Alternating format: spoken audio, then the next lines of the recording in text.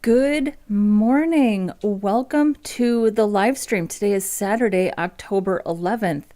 Welcome. My name is Angela, and I'm a front-end developer in St. Paul, Minnesota. I'm here to practice HTML, CSS, and JavaScript with you all. So welcome. I'm happy to have you here. Oh, I do not have the chat ready to go. Gosh darn it, Angela. Every time I think I'm ready, I'm not. That's okay. Oh. How is everybody doing today? Are we excited? Are we excited to do some front-end development? There we go. I have the windows open because the weather is beautiful, cool, crisp, sunny, perfect fall weather. I live in a very quiet neighborhood, but anything could happen. Traffic, cars, humans, dogs, children. Last year, I think it was about a year ago, a group of people sort of discovered my neighborhood and spent a day making content. Here's what they also did while they were making content. They blocked traffic and they made a lot of noise. Harmless enough, but it was too much for me. So my point is, the windows are open. Anything could happen. We'll see how it goes. Monique Robinson is here. Welcome, Monique. Monique is one of the mods, and so is Malik Robinson. Malik, formerly Go Elmo Go. Not related, just a coincidence. So, are we ready to do some front-end development? I had planned to spend the better part of yesterday working on our clone project, and I ended up being out all day yesterday. So I really didn't work on it at all. In fact, I got home yesterday evening and I realized that I had forgotten to even schedule the streams, which I normally do first thing in the morning on Friday. So I did spend a little bit of time yesterday evening working on some image sourcing. So I do have images, my own images to put in, and I've been working on, let me see here. What are you doing? I've been working on, that's not what I want. This is the order that I want. I worked on image sourcing, so let me find those images. I mean, I don't know. I don't think you guys will really care about the images. But I did work on finding images of knitting, spinning, crocheting. I couldn't find any dyeing images, which makes me think that I didn't take pictures when I was dyeing, but that all of my dyeing is from filming for videos. So I'm going to have to go back through some of that footage and just grab some stills, which is completely fine. This is my one and only dyeing image. These are some merino minis that I dyed. A lot of this is spinning that I've done. This is a sock that I knit. I have not finished the second sock. This sock is probably at least a year and a half old and I haven't finished. This is my yarn collection. This is my yarn collection when it was still under control. There's more now. So, but I did go through and pull images. I also spent some time just sort of loosely categorizing how I want the content to go on this page, because I do have a plan for how I want to organize the content. Here's the thing. I'm rebuilding this site as a single page, basically landing page for myself, but we're cloning an e-commerce website. So my approach is going to need to be a little bit different, but I am going to be able to stay true to the layout. Like, I feel pretty confident about that. So for today, I really want to just get deep into styling, because we've spent a lot of time on the header, the mobile responsiveness, the accessibility of the header. Last week, we started styling the slider. I was thinking that maybe this weekend we could write the JavaScript for the slider. I'll be honest, I just don't feel like it.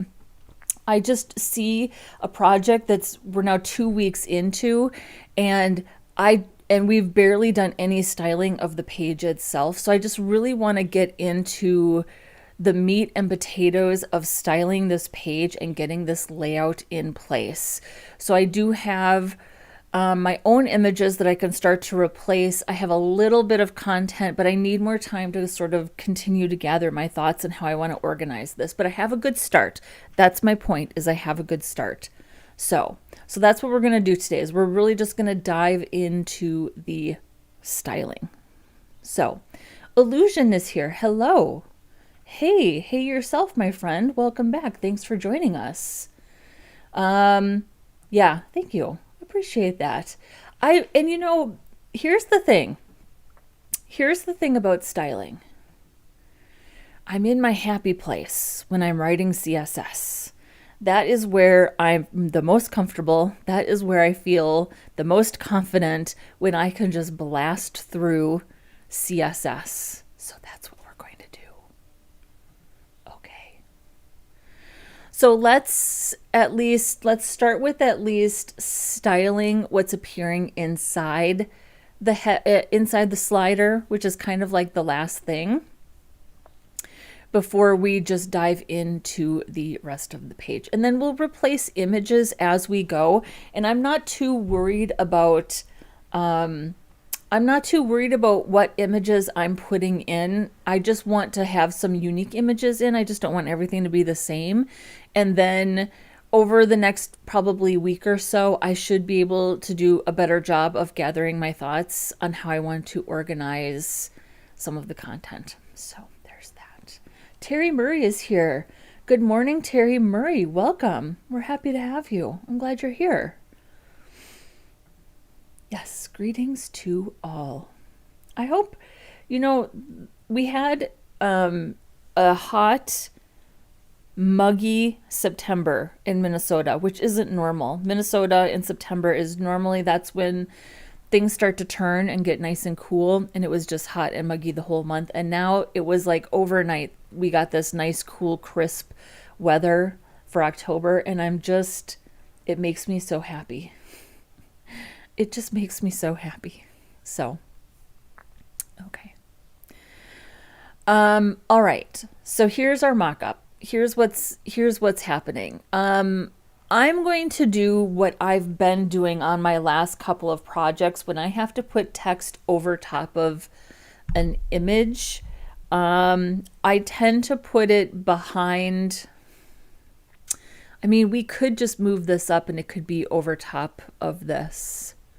We'll see how it goes. My fallback when I'm putting any kind of text over top of an image is that I put it inside of a container with a background color, usually white, or in this case it could be black with some opacity, some transparency. But let's try styling this and we'll see how it goes. Yeah, especially if we keep this text white. Oh, look, I can't even select it. So we've already got some z-index. Probably, how much you want to bet is this? So if we say pointer events none. Nope. So right out of the gate,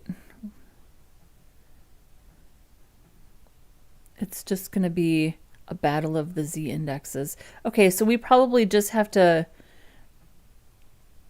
make sure that we've got z-index. All right, well, this is as good as place as any to start.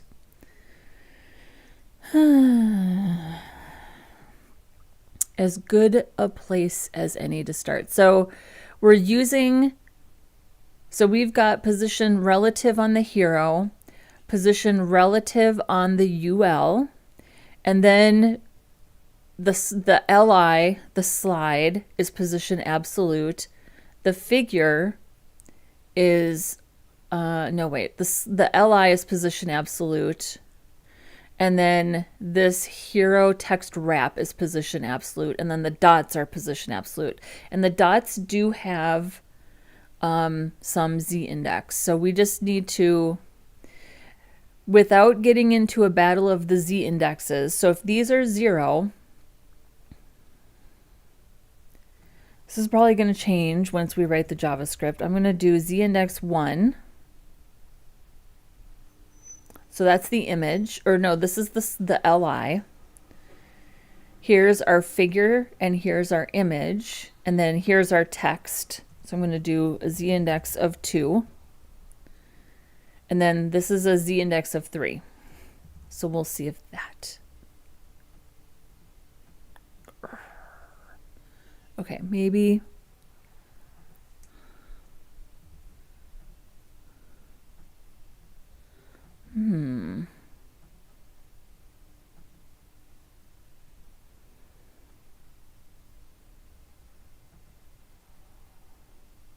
Oh, it's because the slide is pointer events none. That's why it's not working.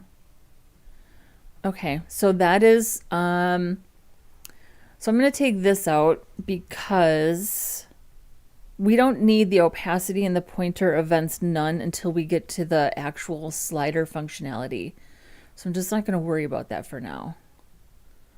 But I stand by all of, you should really be declaring a z index anytime you are using that kind of positioning. I do think that that's important, so I stand by, you know, my stacking order here, because we have a lot of positioning going on, and it's not a good idea to just slap z index 9,999. I mean, I think we all see that every place, right? And to me, that is not some, when I see that, that is not a developer who understands z index and stacking order. That's somebody who's just trying to win a battle of positioning, in my opinion, allegedly.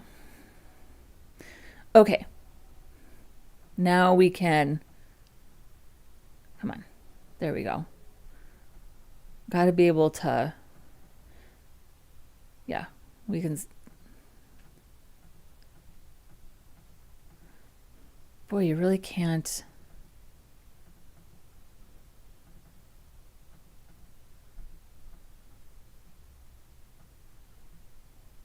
Okay, Angela, move on. So here's our hero text wrap. It's position absolute. I think we could probably move this up a little bit. So let's move this up 40%, but I'm not going to change the transform.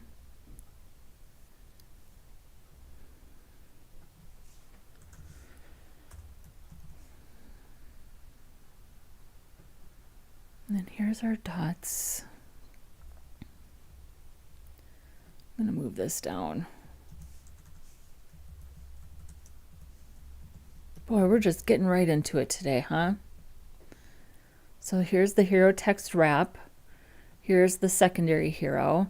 Let's do some global styles for the serif font. We're using Gilda Display Regular. Let's also color contrast. Okay, why does it default to this page every single time?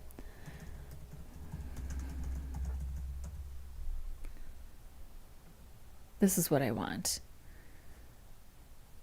So let's refresh our memories on what is considered accessible for some of these colors. So for this gold and tan, large only. What's large? Large text is typically defined as 14 points, typically 18.66 pixels and bold or larger, or 18 point, typically 24 pixels or larger. We need to go with the 24 pixels, and here's why. this Gilda only comes in a font weight of 400. It doesn't have bold, and I kind of didn't notice that when I chose this, but I do still like this font.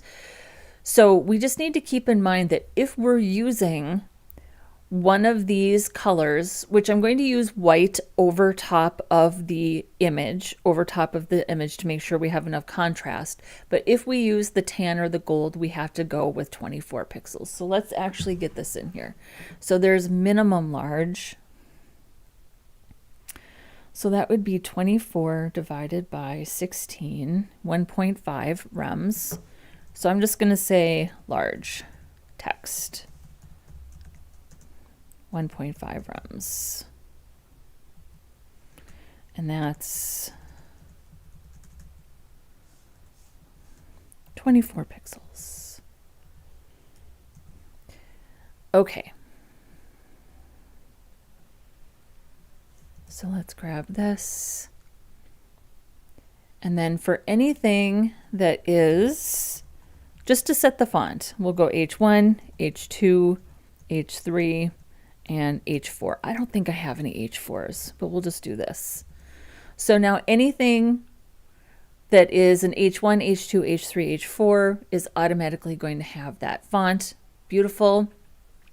And then we can style the individual headers as we work our way down the page.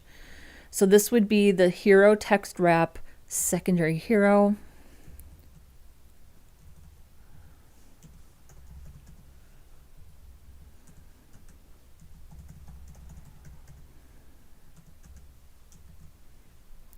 Wait a second. Secondary hero, not heading.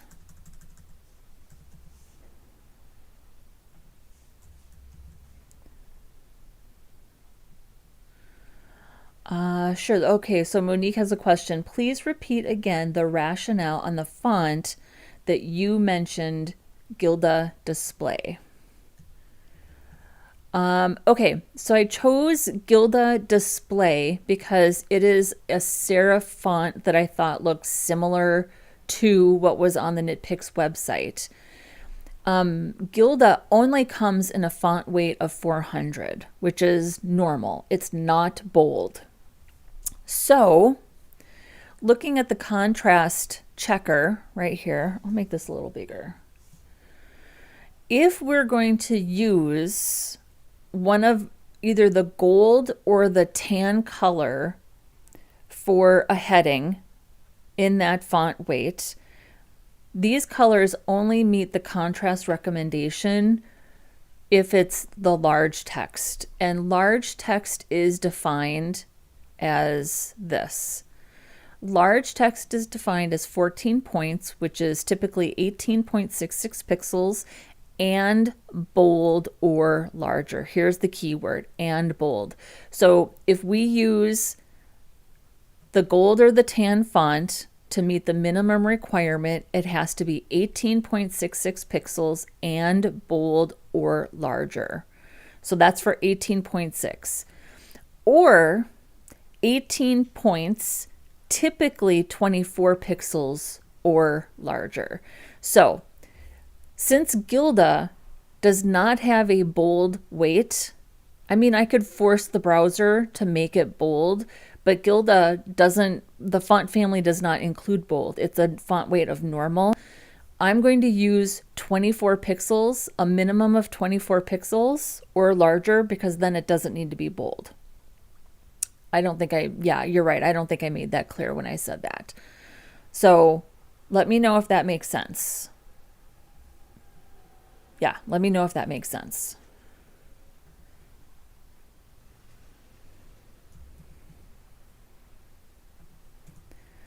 But for the hero, it's going to be pretty big. Yeah, for the hero, it'll be pretty big. So right now, the hero is font size 1.5. Let's try a font size of 3 rems. I think we could make it even bigger. We might want to clamp this. It's probably a good idea to clamp it. Yeah. And then let's give it a text shadow also. And so for text shadow, it's XY. I don't think text shadow has, it's blur or spread. It's not both. Let's just check text shadow. Yeah. So it's X, Y, and blur color. So it doesn't have a spread like box shadow does. So text shadow, we're going to do 1 pixel on the y-axis, 1 pixel on the, or excuse me, 1 pixel x-axis, 1 pixel y-axis, and then we'll do 1 pixel of blur. And then RGBA, we're going to do black, so 0, 0, 0. And the alpha transparency, let's start with 15% and see how that looks.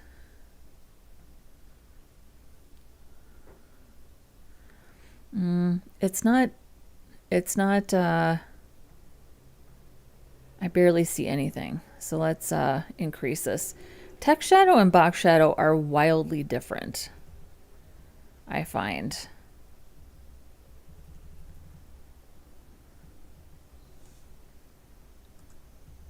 There we go. You could really see that jump. There, look at that. You can really, it's so different, text shadow and box shadow. It's crazy how different they are. Box shadow is, you hardly need anything for a box shadow. I like that. I like a good strong text shadow, especially when the background is a little bit dark.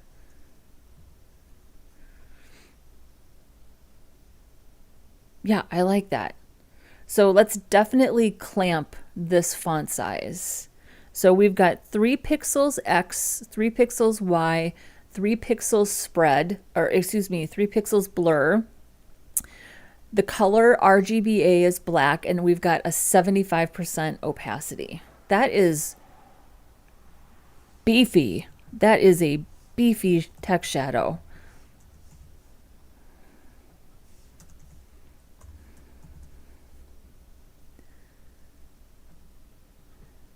Yeah.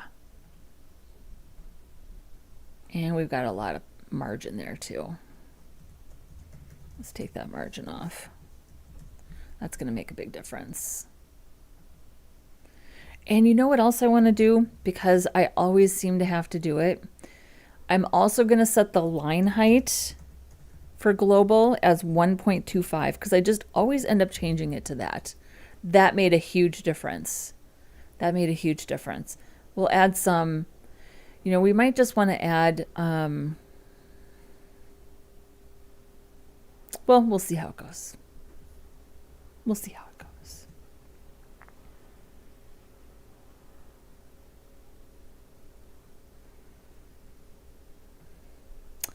And Malik is asking, how would you structure a Pinterest style site for the reader mode?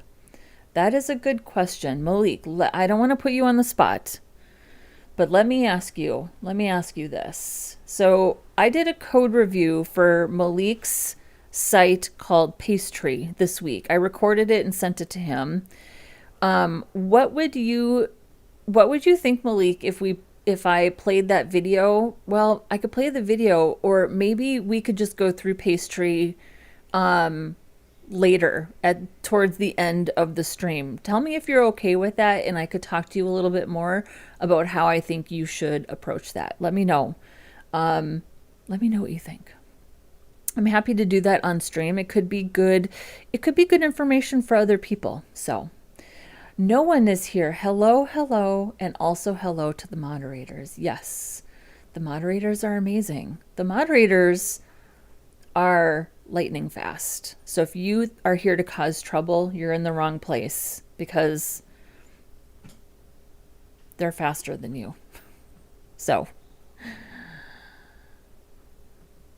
okay. So let's chat about it at the end, and I can give you an idea. Honestly, let's just have a conversation about reader mode in general, and then I can see if I can tie it back to Pastry also.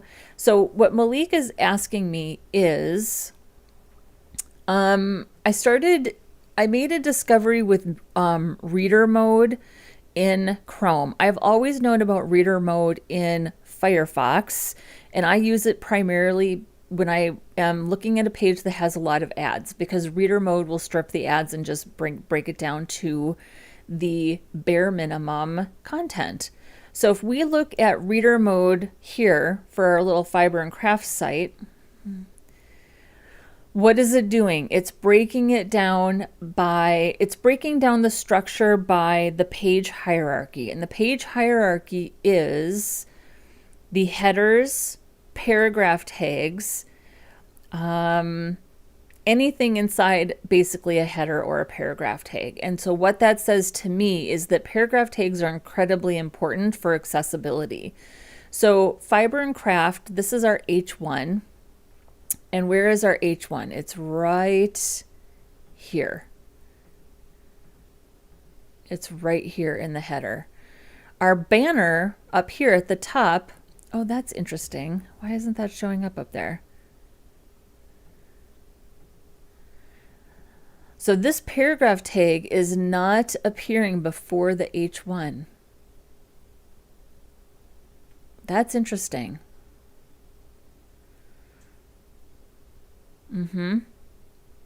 So it's only showing content after the H1. It's also showing content. It doesn't show navigation, so reader mode does not show the navigation.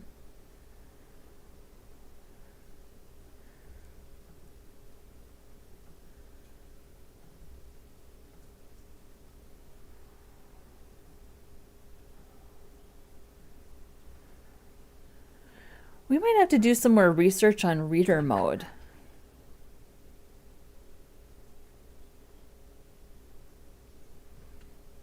I had a theory about how this worked, and I don't think it's working now. How I thought everything inside paragraph tags would be displayed, but this is not being displayed. Anything before the H1 is not showing up here.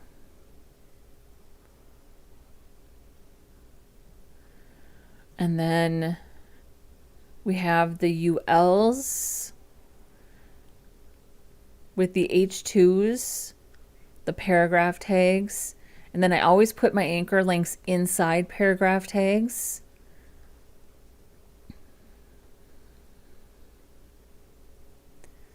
What else do we have here?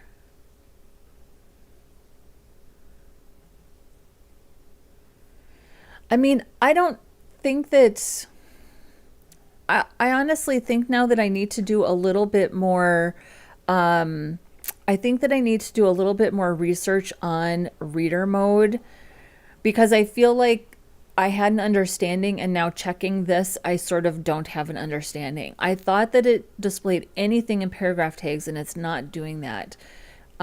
Clearly, it's not displaying anything that comes before an H1. So let me do a little research overnight tonight, Malik, and come back with a better explanation for how reader mode even works. And then let's look at things in reader mode tomorrow, because I want reader mode to work for my sites, but oh, should we just Google it now? Gosh darn it. Chrome reader mode. What am I even trying to ask? Chrome reader mode structure. Okay. Chrome's reader mode structures web pages by removing distractions like ads and images to create a simplified, distraction-free reading experience within a side panel. It allows for extensive customization of the reading environment, including font styles, sizes, and color themes, as well as adjustments to letter and line spacing. Okay, I know that. Okay, it automatically filters out non-essential content like ads, pop-ups, and videos to prevent a clutter-free view. So accessibility, the customization options are designed to improve readability for a wide range of users, including those with dyslexia.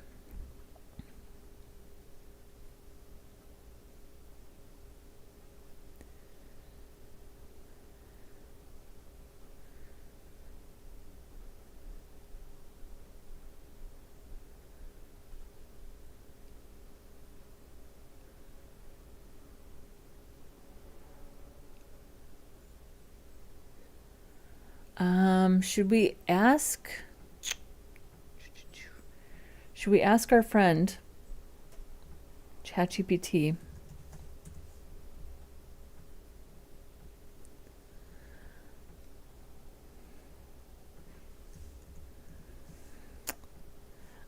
Please explain Chrome's reader mode.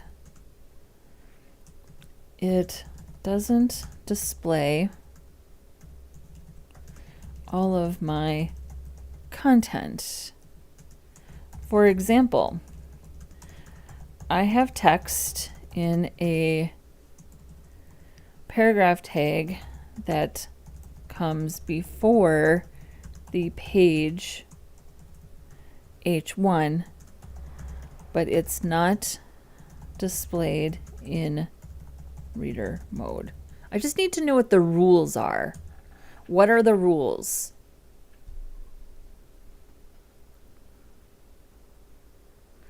Chrome's reader mode, also called distill page in some builds, is designed to extract the main article content from a web page and display it in a simplified ad-free view. It's handy for reading long articles, but it's not a true rendering of your HTML. It uses an algorithm similar to what Firefox Reader Mode and Safari Reader use to guess what part of the page is the main content and discard anything else. Here's why your paragraph before the H1 isn't showing up. Reader mode runs a content extraction algorithm originally based on Mozilla's Readability.js that looks for the largest text-heavy content block, usually within article main or section. Prefers elements that start with an H1 or H2 followed by paragraphs. Filters out anything before that main block, navigation bars, headers, intros, disclaimers, hero sections, etc. It's a loud car outside. Removes sidebars, footers, adds, and elements that look like callouts or banners. So if your HTML starts like this, reader mode will likely ignore the first paragraph because it assumes it's boilerplate or site intro, not part of the main article. Okay. So I didn't have a good understanding of reader mode, and that is my fault because I gave Malik some feedback during his code review based on how I thought reader mode worked, and I didn't really check to see how reader mode worked. So my understanding is that it was a representation based on accessibility. Clearly it's not. It's an algorithm where Chrome is guessing what the most important content is. So my apologies, Malik, although I did give you some accessibility feedback that I thought was important. And if you want, I'm happy to go through that and we could talk more about that. But I do think it's interesting to check your site in reader mode because if someone was to use reader mode to read my web page, there's content missing.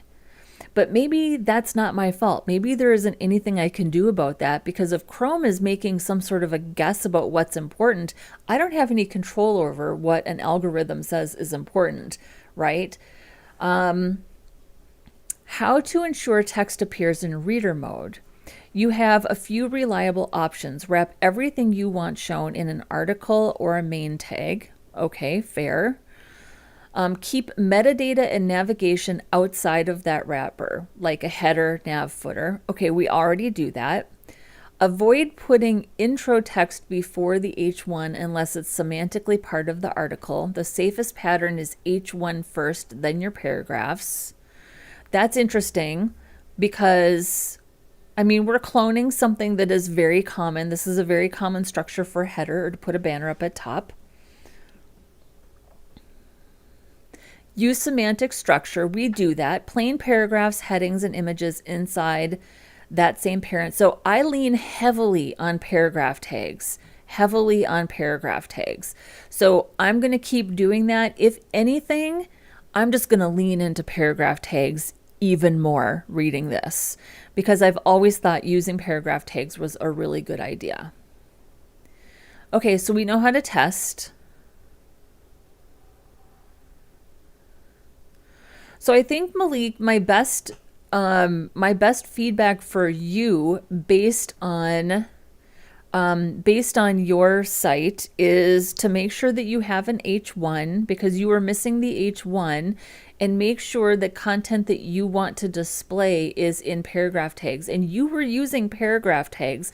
I felt like you just needed to sort of shuffle some things around. That's all. So I think that the accessibility feedback that I gave you is still good feedback.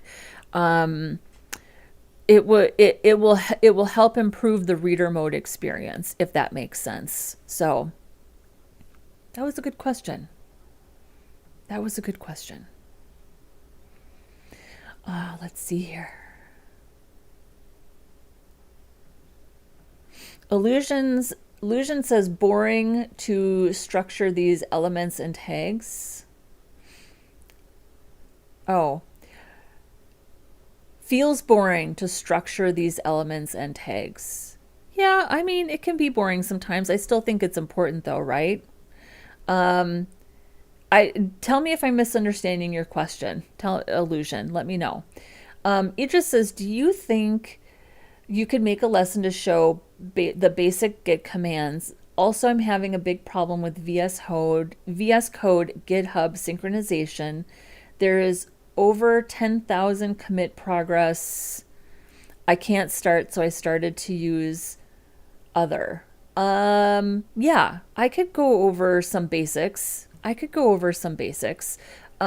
Give me a, let's do it at the end. I'll do a git commit towards the end, at the end of the styling today, and I'll show you how I use VS Code and Git. I'm happy to show you my basic process. And Bonil is here. Good day, everyone. Does Angela do back ends? Not really. Sometimes I know how to. I have done it, but really my strength is front end and building UIs. That's my preference.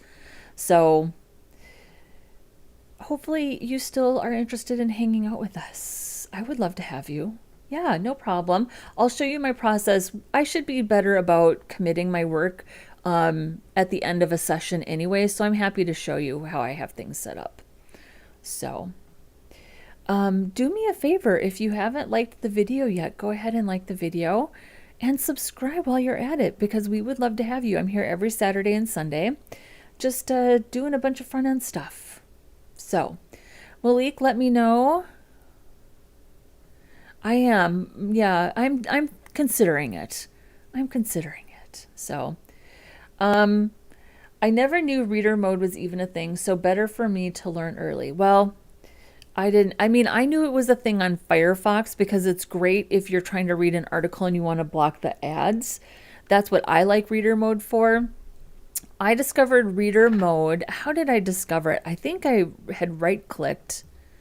I feel like I was working on something. I right-clicked and I saw this option, open in reading mode. And I was like, well, what is that? It makes sense to me that Chrome has a reader mode, but I didn't explicitly ever go out and look for it. So, and then I started looking at a few of my sites in reader mode, and I came to a conclusion about how it worked without doing any research, without going out and checking to see how it actually worked. My conclusion was it was based on accessibility, and that was clearly wrong.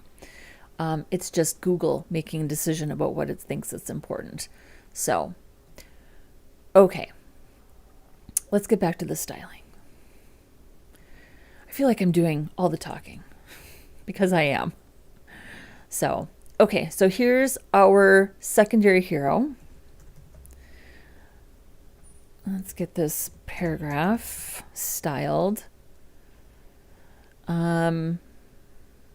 Oh, we need to clamp that font size also. Let's make this font size a little better, a little bigger.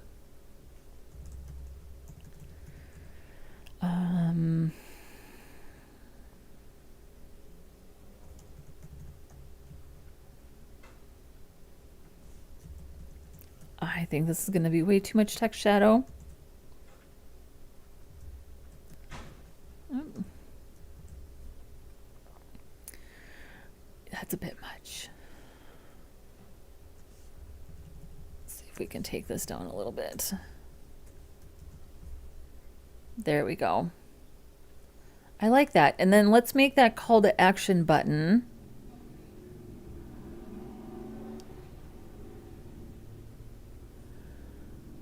Where are we here? So let's give this a class. Let's give all of these a class. I'm going to call this the hero CTA. And I am putting that on, well, we should probably,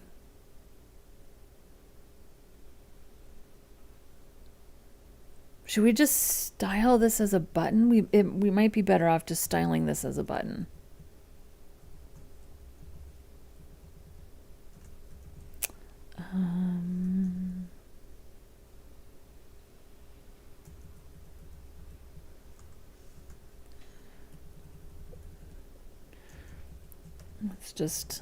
Let's just do button. And then let's do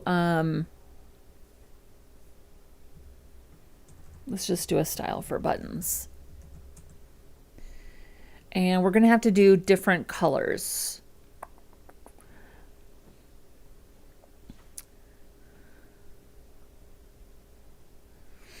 This is a nice comment. Fueling the future insights. I really like your content focusing on fundamentals, HTML, CSS, and JavaScript. Most content creators focus less on fundamentals, more on frameworks, libraries. Well, fueling the future insights. That's exactly why I'm doing this. I agree. I agree that most content creators are focusing. And you know what? There's nothing wrong with focusing on frameworks and libraries. I just saw a gap and I decided I was going to do something a little different. So thank you for confirming what I also believe to be true. So, silly question, but do you really follow web content accessibility guidelines? Yes. Do you feel like I don't? And so no one, to be clear, you have been here for a couple of weeks. You ask incredibly thoughtful comments and questions in the chat, but I'm curious if you feel like if I don't follow these guidelines, if that's why you're asking, because I feel like I do follow these guidelines. And I kind of hope that it's obvious that I'm putting some care and attention into web accessibility. But if you see something where you're like, I don't think she is, tell me if you see something where you feel like I'm not. But yeah, I do follow web accessibility guidelines. I kind of was hoping that might be obvious. So, but tell me if you see something different. Okay, so let's style these buttons. I'm going to give them a border of 2 pixels, solid. And we'll make them white for now, but we are going to have to make different colors. So we'll make the default white. And then we'll make the text white as well. Lots of good questions in the chat today.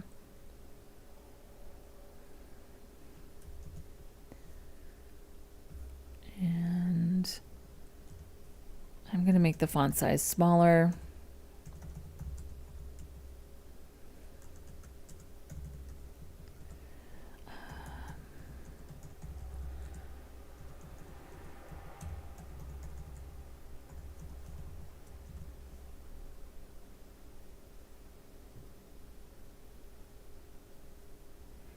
And they need some padding. 1 rem on the top and bottom. There we go. And we need to get rid of that. Oh, yeah, it's an anchor link, so we have to get rid of the text decoration.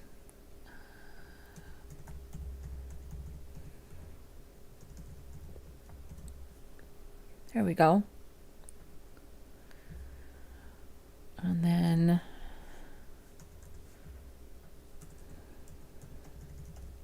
we'll do a focus hover and active.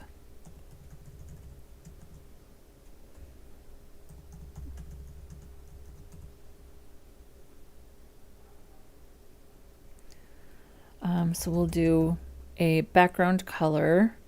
So we're going to want to set the background color then to transparent.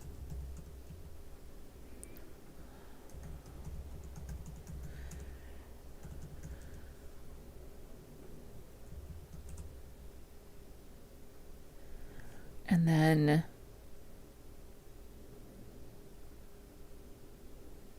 I suppose we could just change the color to black. And then we'll put a transition. I'm going to do all.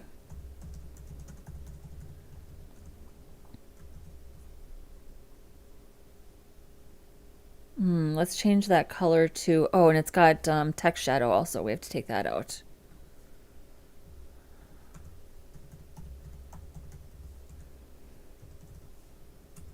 Whoops.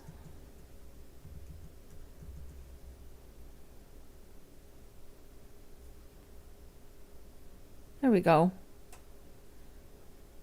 And yeah, I think black is fine.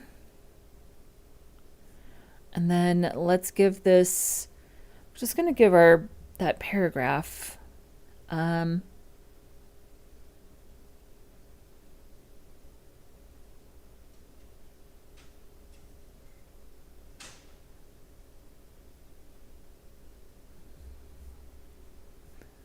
oh, I guess we need to center it and make it pill shaped. Okay, we can do that.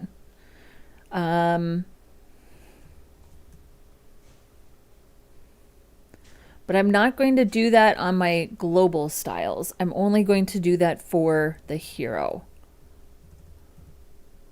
Well, we can make the button pill shaped, but I'm not going to center it for the global styles. So to make any button pill shaped, let's do border radius 50 VH. Should give you a perfect pill shape, just like that. And let's cut down on the padding on, oh, we need a little more. And maybe just make it a little wider. There we go. I love it. We should do pill-shaped buttons more often. And then maybe we just want to make everything centered.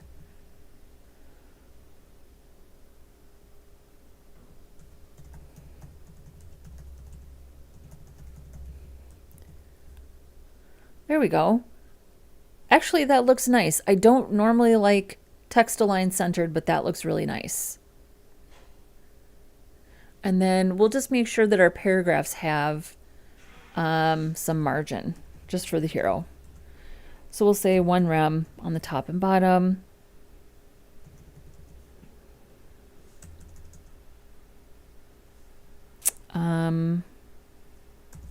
Yeah. There we go.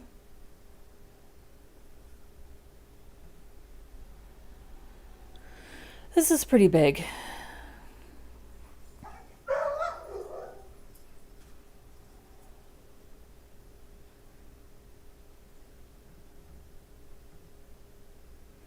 Let's give this a little more padding. There's a noisy dog outside. That's okay. We can handle it. There we go. Yeah, we definitely need to clamp the text. And I'm going to put this back down to 50%. There we go. That looks really nice.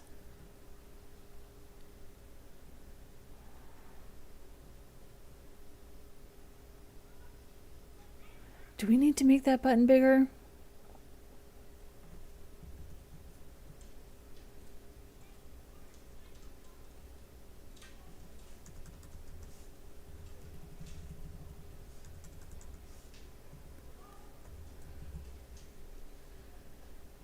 There we go. I like that. Okay, let's clamp our text. So here's the hero.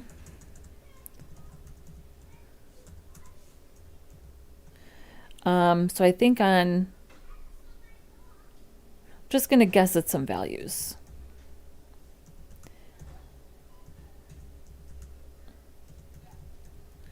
We'll see how it goes.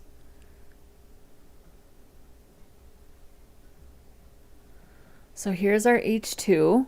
We've got 4 rems, 5 VW, viewport width, and then 1.5 rems is the smallest value.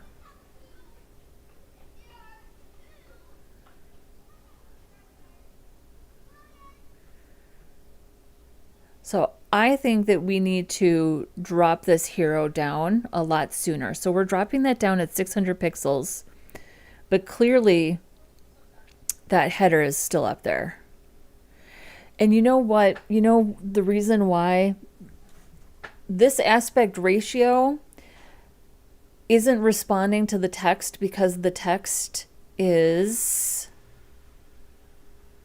absolutely positioned, so it's taken out of the flow. And what we should be doing is aligning the content. So we're gonna change that. That's what we did in our last project. That worked really well.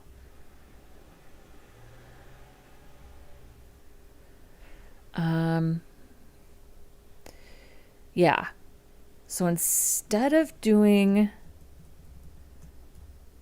this, I think on the LI,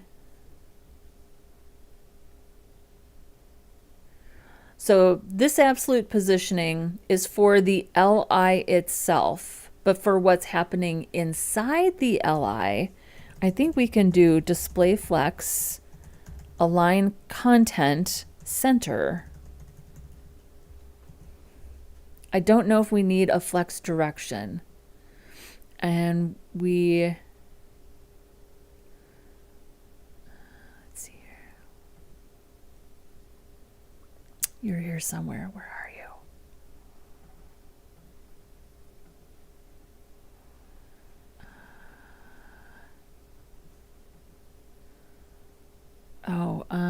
It needs, what else does it need?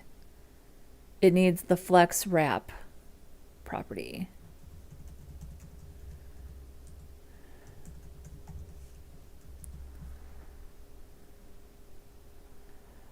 Really?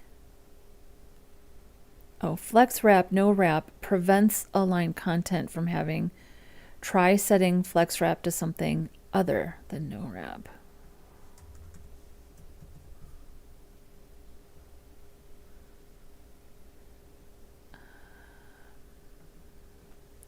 How did we do this last time?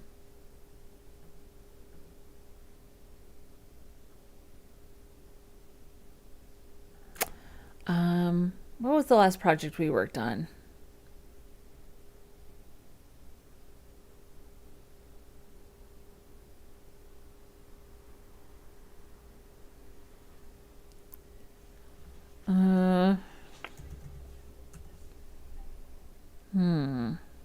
Hang on, I just did this. I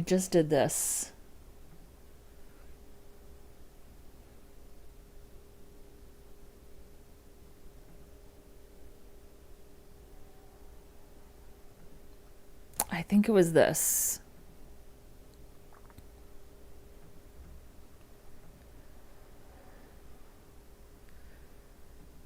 So here the parent container is position relative. And then we have the figure, and then we have this wrap.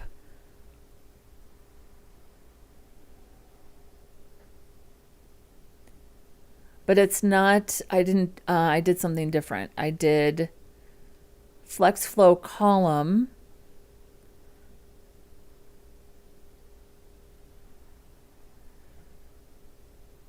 But how did I position the actual...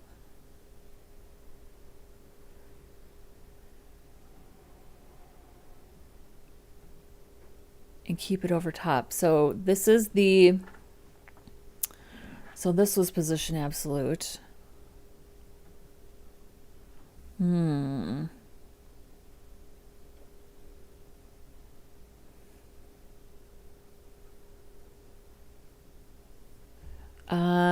Okay, I think I'm going to go back to what I was originally doing.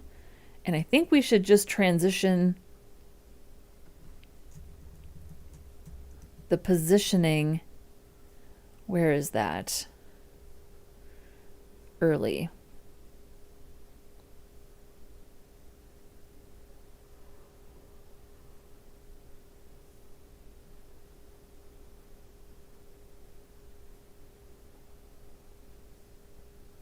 Right here. So instead of doing this at 600 pixels, I think we need to do this sooner. So let's try 768.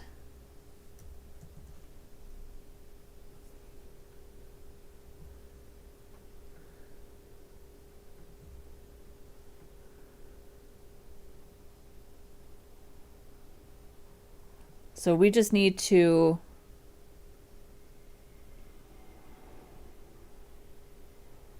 there's a better way to do this. I just can't remember what it is. So we actually need to drop that down a lot sooner. So let's drop that down at 960.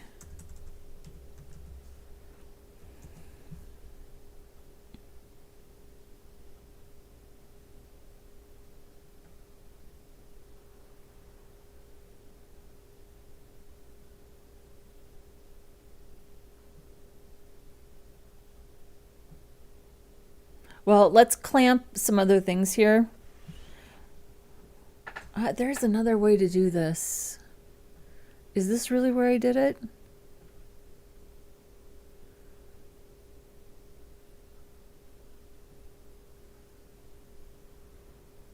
This is where I did it, but I think this structure is a little bit different. Because the parent is relative and my parent is absolute. But why would that matter? Why would that matter? Because the figure... oh, it's because my figure is position absolute. But here, my figure is not position absolute because the parent is position absolute. Because it's a slider, they have to be position absolute to stack. That's why. So that just means that we have to do more work for this content inside the slider, which is fine. We can totally handle that. We're up for the challenge. So please share some insights on open source contributions. Ooh, I wish I had some. I don't have any to share. Open source contributions is one of those things that I tell myself. It's like when I wake up every morning and I say, Angela, you really need to do your laundry today. Angela, you really need to clean the bathroom today. Angela, you really need to vacuum today. Angela, you really need to start doing some open source contributions on GitHub today. It's just one of those things that I keep telling myself to do and I never do it. I wish I had more insights for you. I actually watched... there's a lot of great videos on YouTube about contributing to open source work. I know I've watched them. They like totally get me excited about doing it and I just never seem to do it. So I guess my best advice is search on YouTube because there are some people who really lay out some good strategies for how to get started contributing to open source work. That is my best advice. And if you find a strategy that works or is motivating, come back and let the rest of us know because I would love to start doing more of that.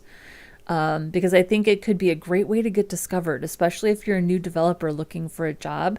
If you do some really good, solid open source contributing, it could be a great way to get discovered. So yeah, that I was thinking Instagram clone too.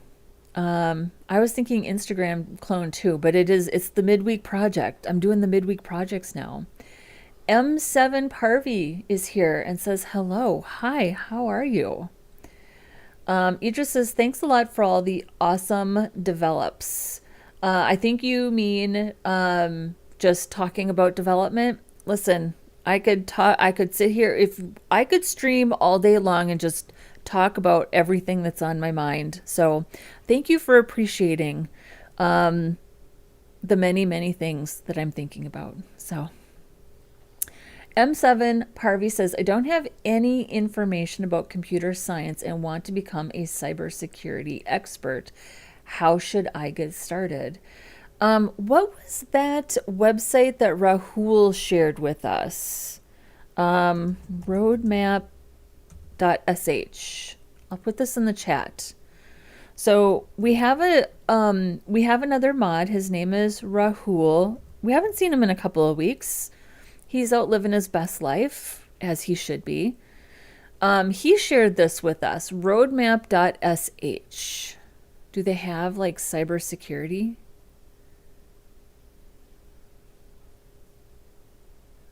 Right here, cybersecurity. So rule-based roadmaps. This looks overwhelming.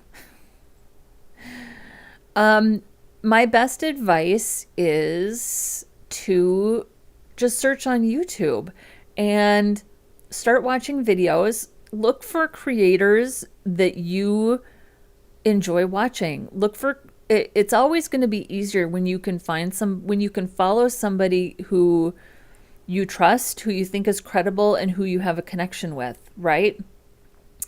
That's my best advice, is to just look for creators that are doing the type of work that you want to do and follow them, follow their advice and see what they have to say. I'm not an expert at cybersecurity. I mean, I have an understanding of security from a personal standpoint and how I personally protect myself, but I would not at all be equipped to do any kind of cybersecurity work.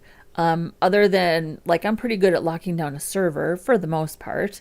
So what programming language should I learn first? Whatever you think looks the most interesting. If you were a front-end developer asking me that question, I would tell you to start learning vanilla CSS and vanilla JavaScript and pick a library or a framework that looked interesting to you. I don't think that there's a hard and fast answer to that question. You will spend thousands of hours of your life practicing, learning. Choose things that you genuinely enjoy is my best advice. And that's going to be different for everybody. There are too many programming languages. There are too many different paths to go down.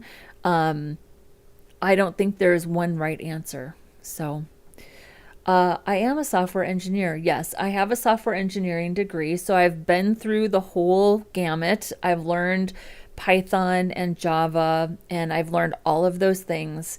I despise Java with every fiber of my being. I don't enjoy it at all. And it's not Java's fault. It's simply that I do not like that type of programming. So, Python I find to be a little more interesting and exciting because as a front-end developer, there are lots of opportunities to, oh, one moment, hold please.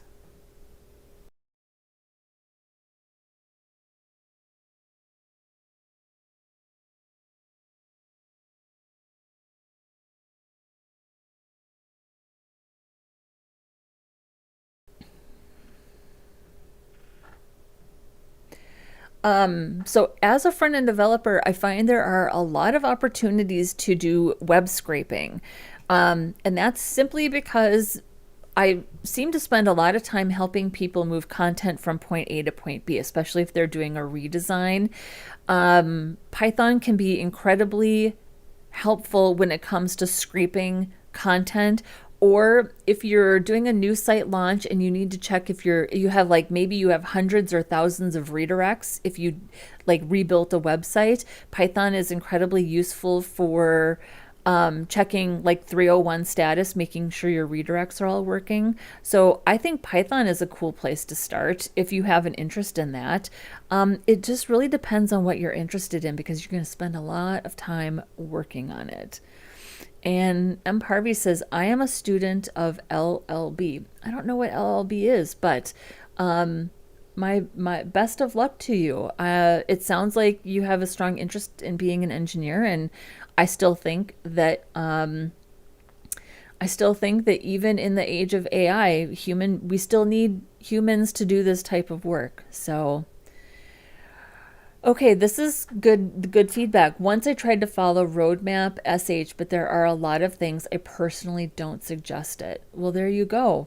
I can tell you that this is the first time I've clicked into anything. This looks overwhelming to me.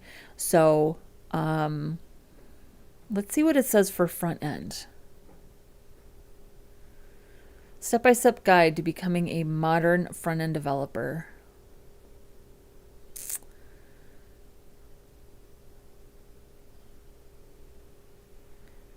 HTML, CSS, and JavaScript are the backbone of web development. Make sure to practice by building lots of projects.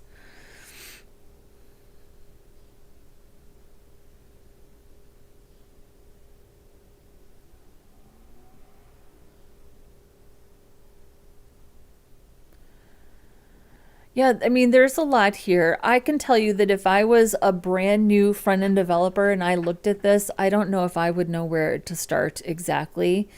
My best advice and the approach that I take on this channel is to think of a project and build it. I think that's always going to be your best bet, is to just think of something that you personally would like to do and that you would like to build, and get started doing it, because all of the things that you need to do to get that working or to make that go live, those problems are just going to present themselves as you work, and that's the best way to learn, because it can be incredibly frustrating, and you want to work on things that you care deeply about in order to get through those incredibly frustrating moments. So, and M7 Parvi says, I'm very passionate about IT skills, but it was my compulsion to make admission in LLB. Well, you should do whatever. I tell people all the time, do whatever makes you happy. There's definitely plenty for people to do in development and technology, so there's more than enough to choose from. What do? You're looking at it. This is it. This is what I do. Freelancer, contractor, content creator. So right here, you're looking at it.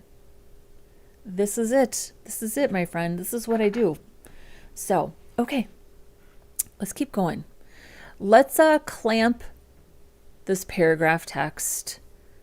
We're just going to have to do a little bit more work here. I have to do a little more work to get this all to fit.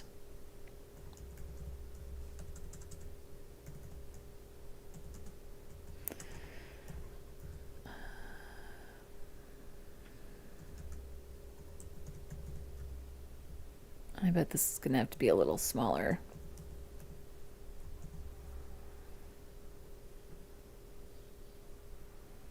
Too small.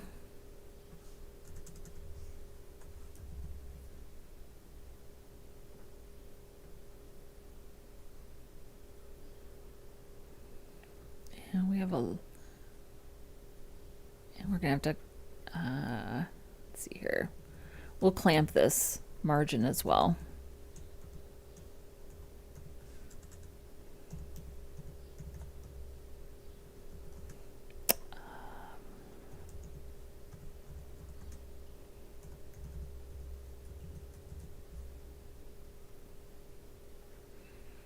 There, that looks pretty good. And we need to make the container. This container needs, I don't think we have an actual width on the container. So that's going to help if we do that. So let's make sure that this has a width of, I'm going to say 768 pixels, and then we'll do a max width, which is going to be a calculation of not 100%, but 100% minus 2 rems. That should give us a rem of space on each side. Yeah. There we go. And then we have to put margin on that button.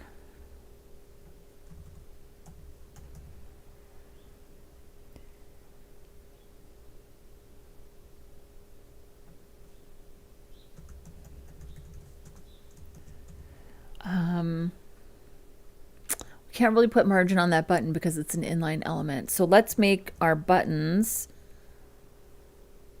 display inline block.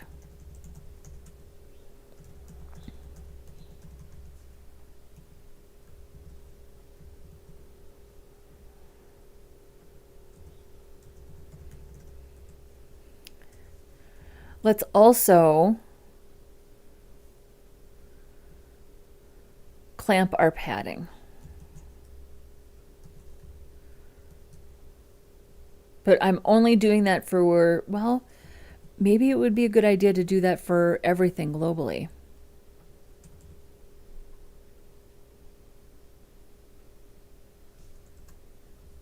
Yeah.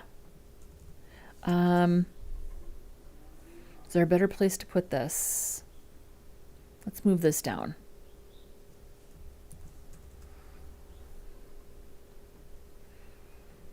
So let's put this right here, and then let's add a media query for our global styles.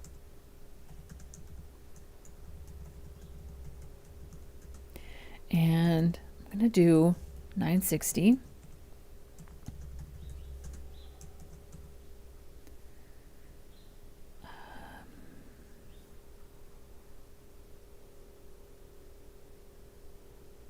Although we could just clamp.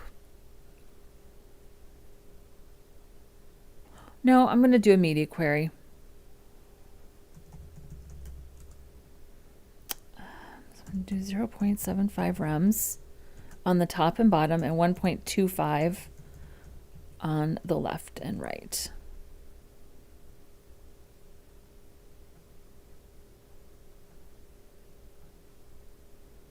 Oops.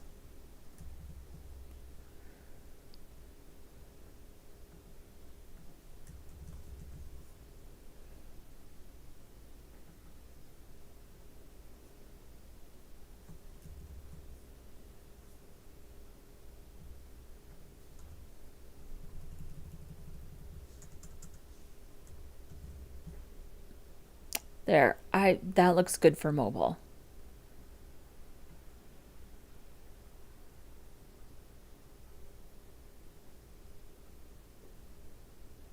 And maybe we want to adjust our aspect ratio.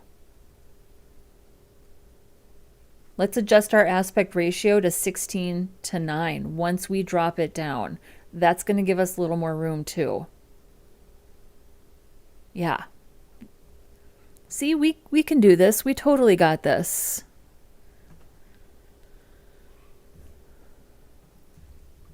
It's fussy. That's okay.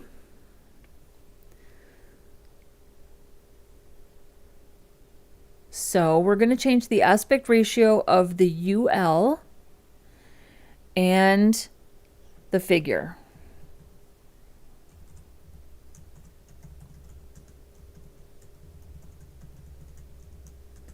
And I'm going to do that at 960, which is when we are changing the sticky, changing the header from fixed to sticky.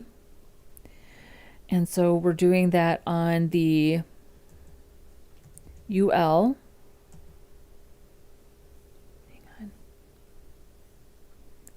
UL hero slides. Let's just copy this.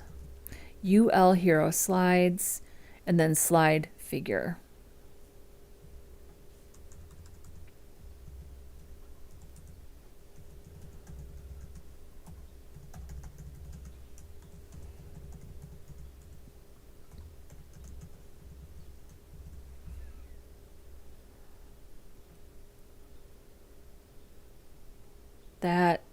That worked really well. So now I think we just need to make sure we adjust our dots.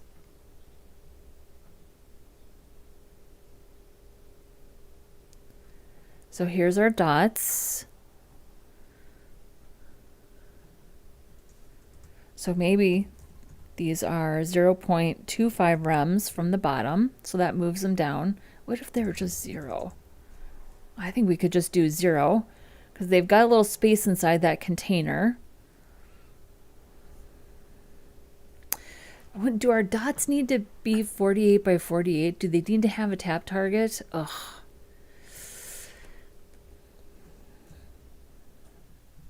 I'm going to have to do some research on that.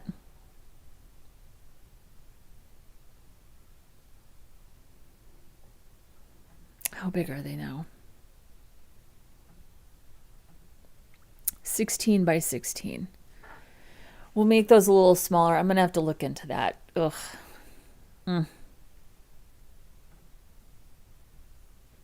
That tap target gets us every time.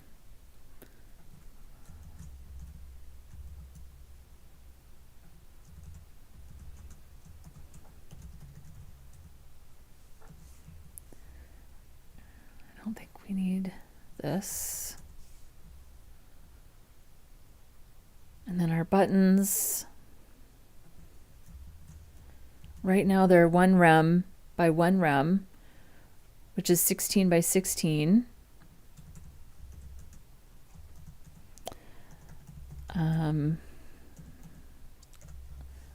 We'll just bring it down a little bit.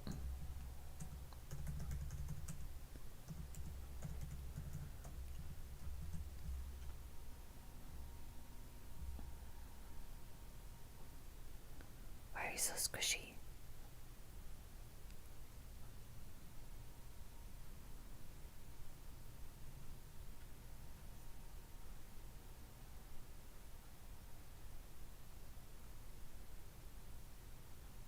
Oh, because... No, that's okay. The border radius is okay.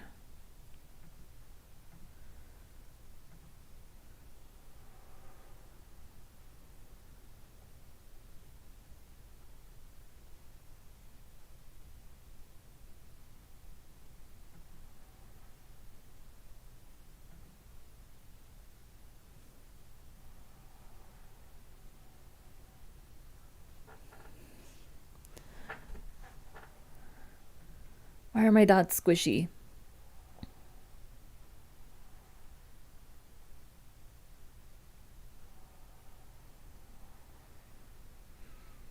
Because it's position absolute, so it shouldn't matter. It's not like bumping up against anything.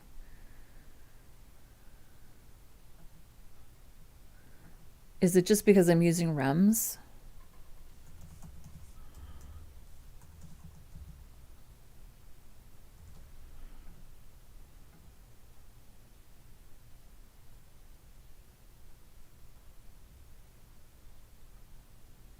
Oh, it's not having... Oh, the width isn't changing. That's why. Why isn't the width changing?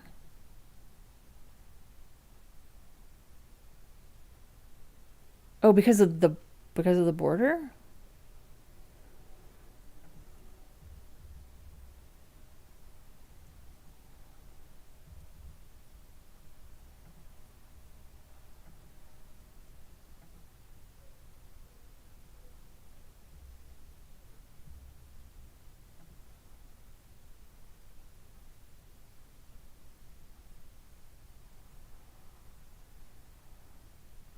Okay, what's happening here?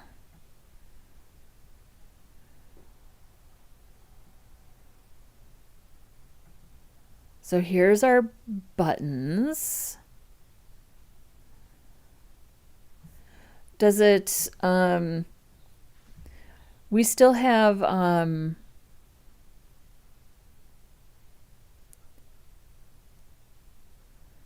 so the display is inline block. So we should be able to give this a width and height. I mean, do we need to say display block?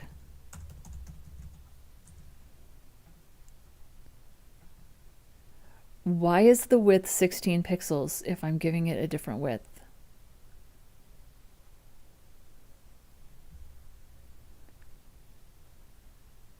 The height is changing.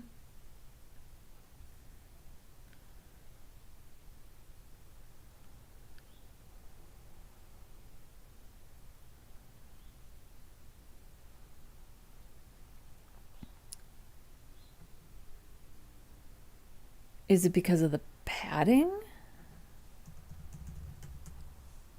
Yes, it was because of the padding. Okay. There we go. I mean, I don't want it to be that small.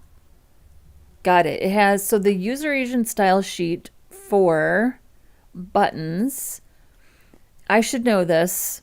It has padding inline. Padding inline is left and right by default. So it's got 6 pixels of padding on the left and right. So it wouldn't let me resize it smaller. Got it. Let's just do, I should just remember this. Let's just make sure that buttons for our global styles are padding 0, and then we can add the padding that we need. And that's going to make all the difference. So that should, now we have 0.75 width and height, because now we're removing the padding right here on our global styles. So there's without, or there's without, there's with. Beautiful. And then I have a feeling, I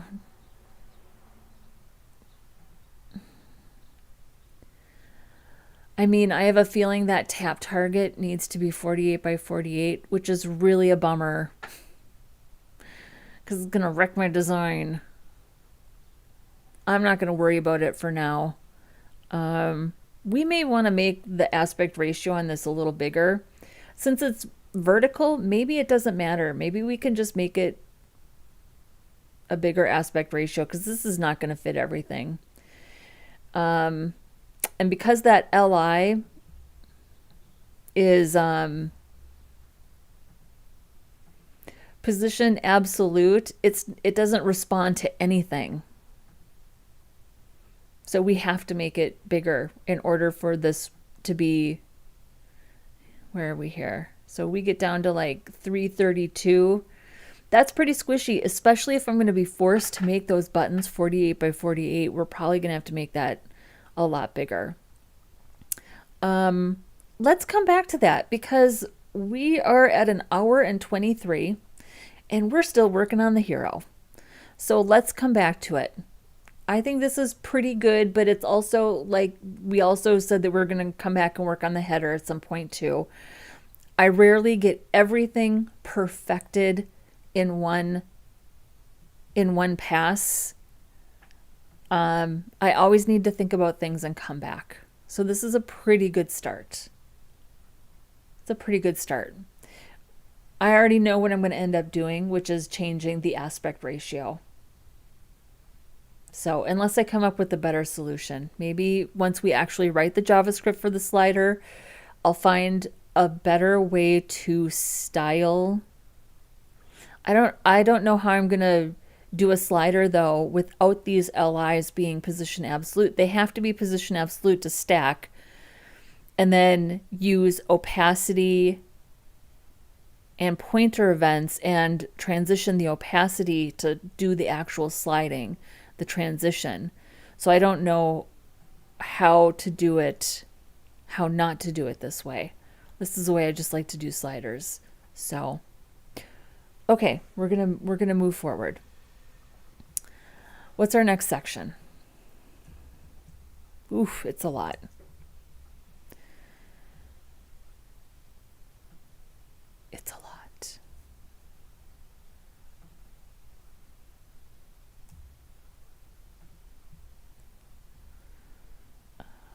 a second, that's not what I wanted to do. There we go. Okay, so our next section is this card section.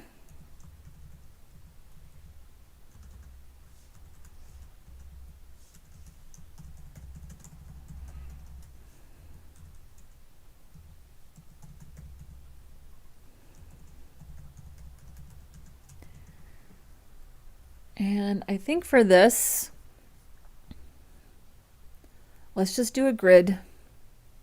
Well, I'm going to use Flexbox, but it's going to look like a grid. Do we have styles for a wrap? Doesn't appear like we do. So let's do that really quick. Let's do that in our global styles.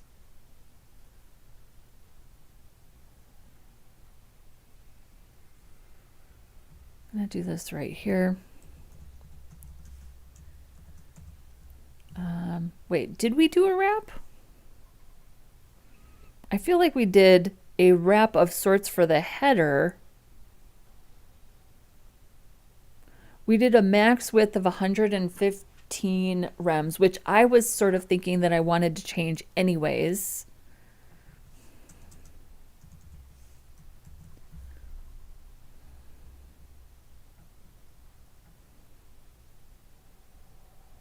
Should we just do 100 rems for our wrap? I think we should. So we'll say max width, 100 rems, and margin 0 auto to center. There we go. And then the wrap container, I'm not going to do global styles for Flexbox because it's going to be different for every section. So we'll do display flex, flex flow. We'll say row wrap. Usually it's no wrap, but in this case it's wrap. Justify content is going to be space between. Align items. I'm gonna say stretch, which I do think is the default, but I'm still gonna put it in, and then I'm gonna put in a gap of 2 rems. Card section wrap, and then we need to style these images. So here's the card.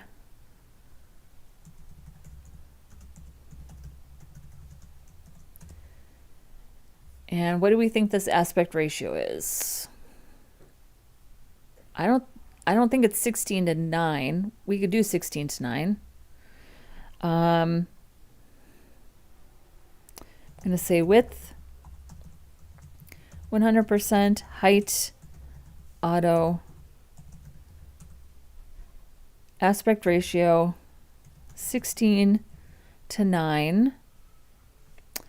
And then the card image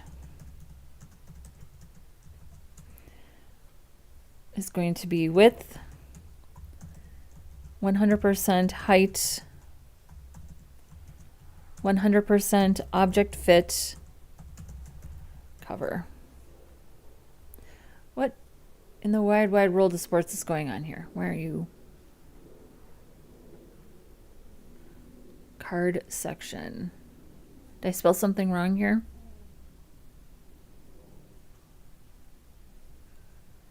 Card section wrap.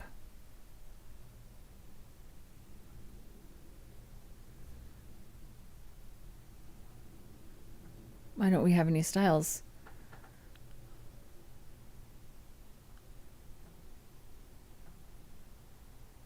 Yeah.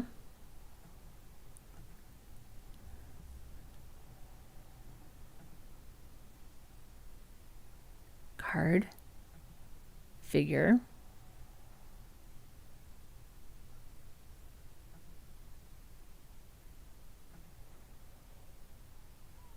Oh,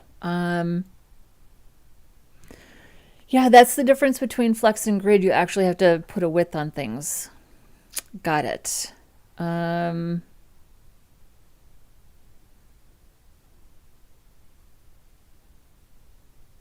If this was no wrap, it would just put everything in a nice row. Yeah. Boy, I've been doing no wrap for a really long time, haven't I? So we'll say card.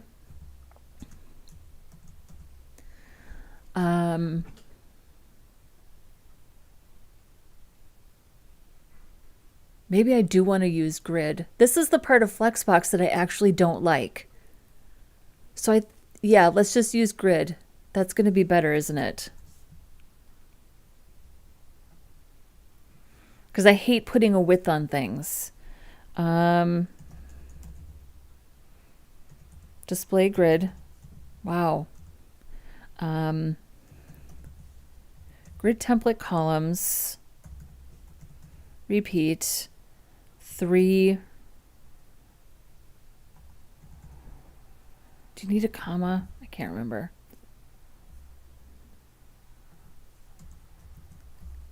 There we go. Boy, grid really is better, isn't it? And then let's update some of these images.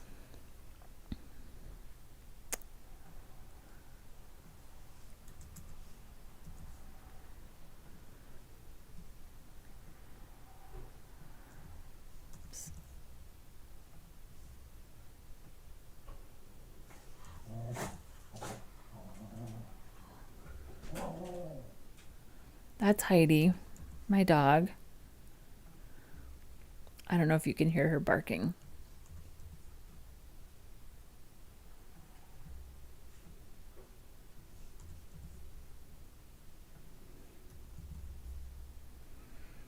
There we go. Let's definitely change this aspect ratio.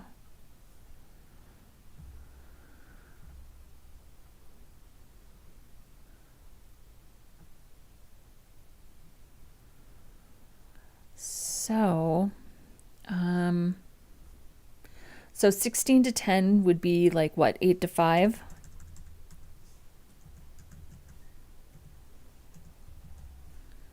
There we go. Yeah, these images aren't ideal, but that's okay. I also really do not want to put text over top of these images. What we could do,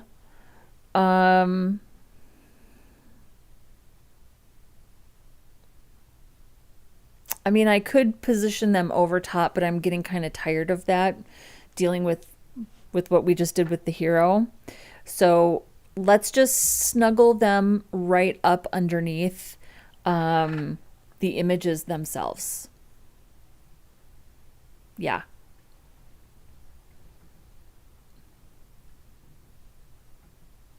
I know, right? So inconvenient.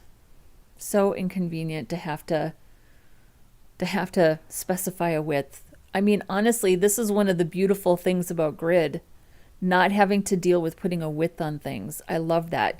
I will say, I don't love that this container is larger than everything below it. So I'm going to keep everything in one container, in one size, so we're not dealing with this big gap. And then we've got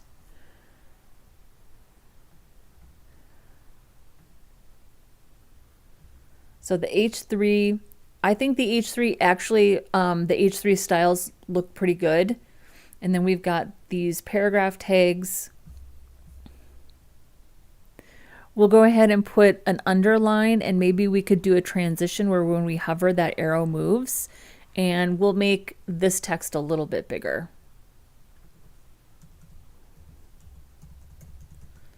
So I'm going to say card, tertiary heading, font size, maybe 1.5 rems. And then let's adjust the margin. So we just have margin on the bottom.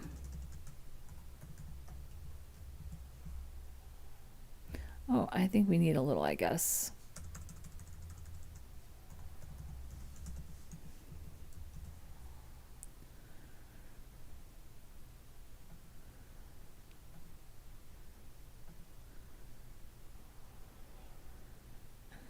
think we need some little bit of well, let's do this.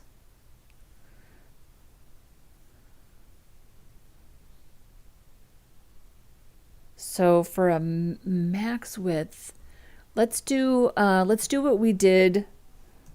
This is a little different than what I normally do. 100 rems, and then our max width can be a calculation of 100% minus 2 rems. Yeah, I like that. That works really well. I like that a lot better than padding.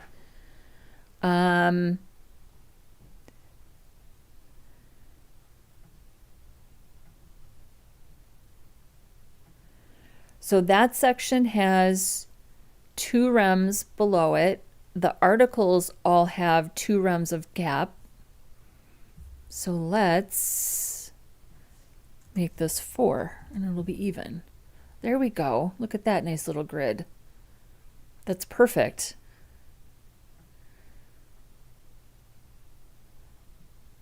And then once we get to about, I think once we get to about 960, let's drop this into 2 columns.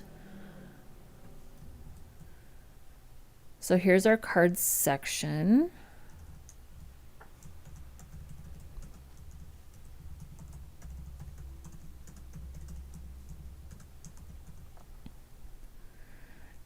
So we'll do grid template columns. Whoops. What is that? Card section wrap.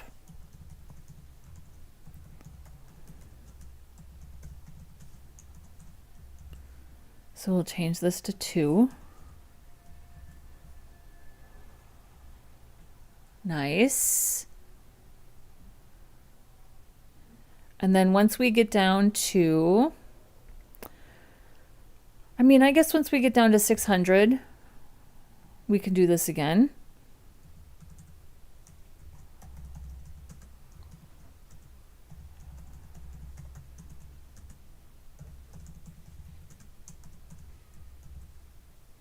Whoops.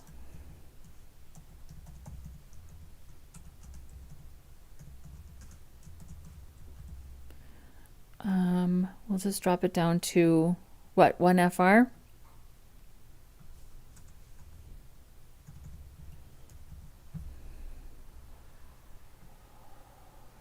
Nice.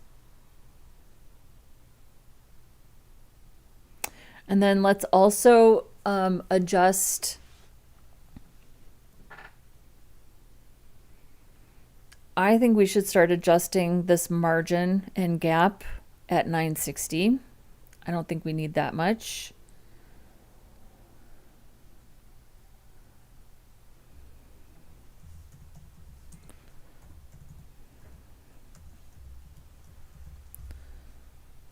And then,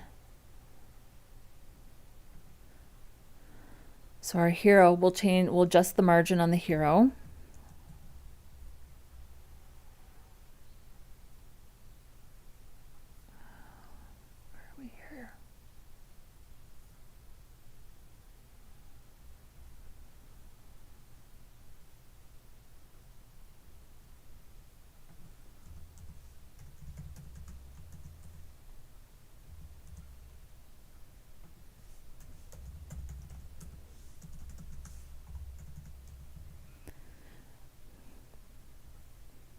And then for that wrap,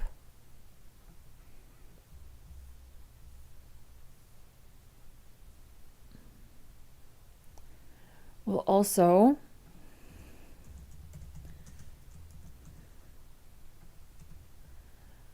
change this. I like this. I've never done this before.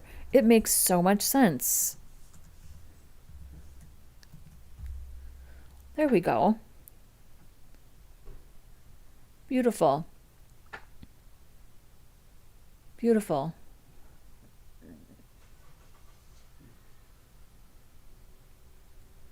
And then let's tighten up. So I think we need a couple of things here.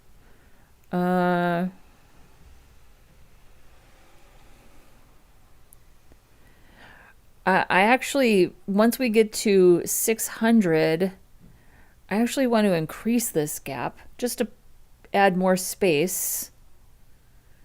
But I also want to decrease this margin.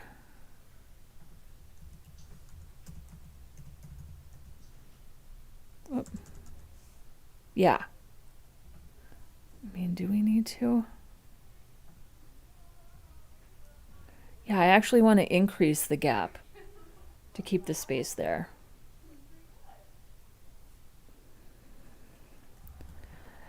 Seems a little fussy. That is okay. It's okay to be fussy. And then let's make sure that our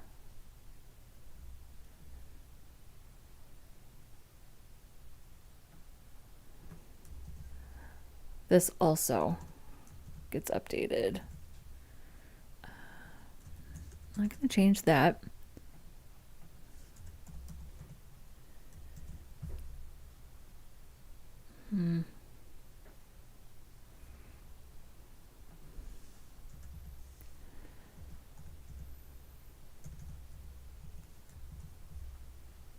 Yeah, I like that. Maybe we don't need that extra gap.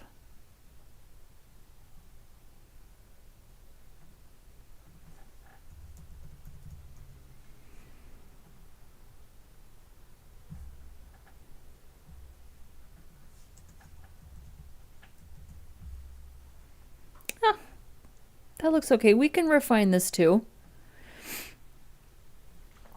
Oh, I think this has way too much margin on desktop though.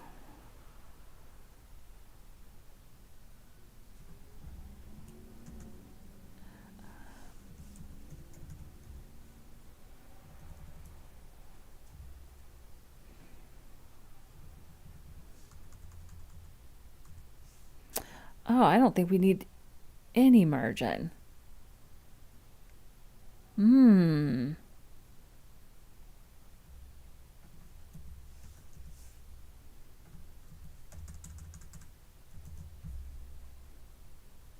Yeah, I think that looks fine. What do we think? I like not having it over top of the images. Oops. Why can't I grab? Oh, I'm in full screen.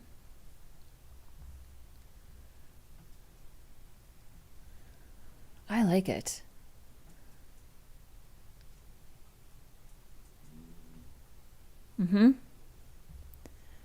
This is an excellent start. I love it. I love it.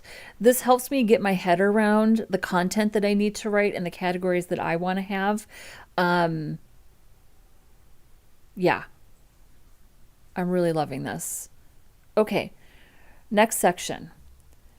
So this section, I was thinking that I could do a couple of things with this.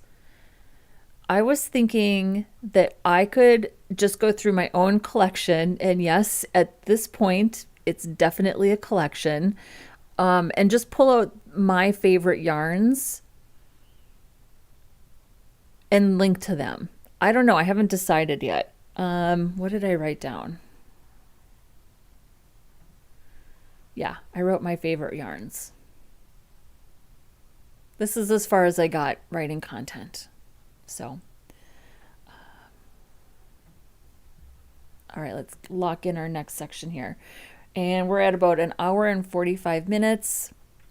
So I think this next section will be our last for today, but we have such a good start. We have such a good start on this. Let's just refresh our memories on where we're even at. So we have the header is done and responsive. JavaScript is written. We still need to write the JavaScript for our slider, but it's mostly styled. We just got our grid done. We'll get this next section done. And then tomorrow we can work on, it'd be nice if we could get these next 3, possibly 4 sections done tomorrow. That would be great.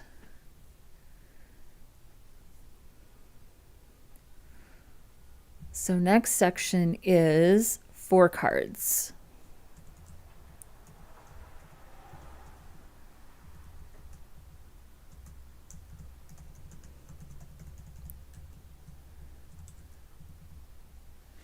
This also has a wrap.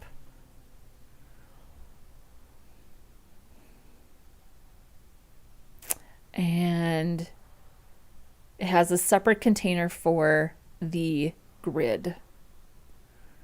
So let's get the grid, 4 cards.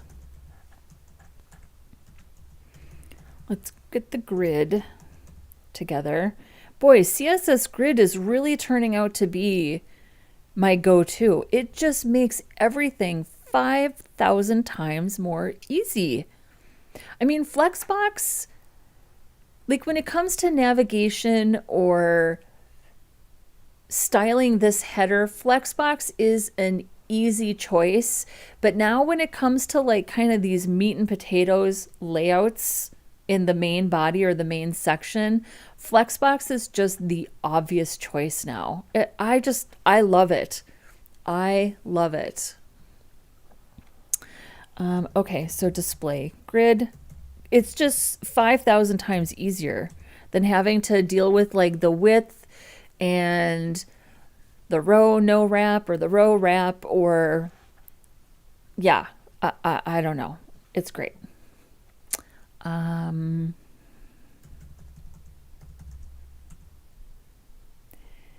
And I guess we're going to do repeat 4-1 FR.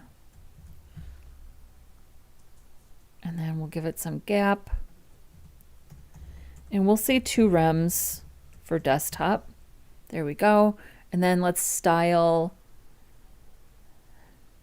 We'll make these squares. So this is the grid item figure.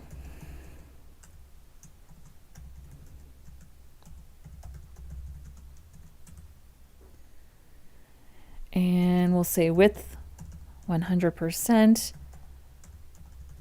height auto, aspect ratio is just going to be 1, and then the grid item image is width 100%, whoops, height 100%, and object fit cover. There we go, nice squares.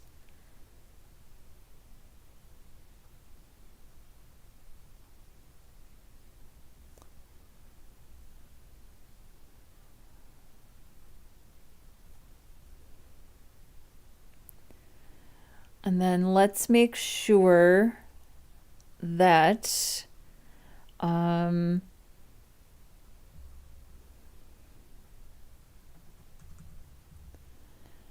well, do we want to, let's make sure that our wrap has padding by default.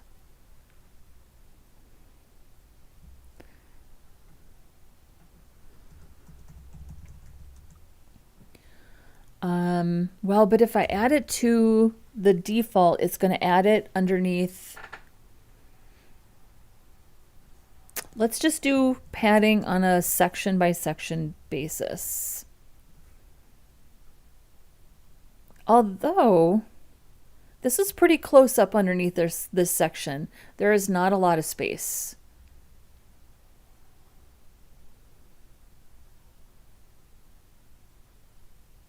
I'm just going to, well, but if we put it on the wrap, then we can control it globally.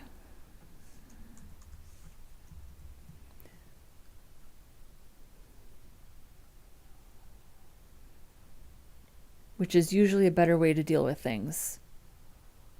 Do we want it to be margin or do we want it to be padding? The wrap is always on the inside. So it could be margin.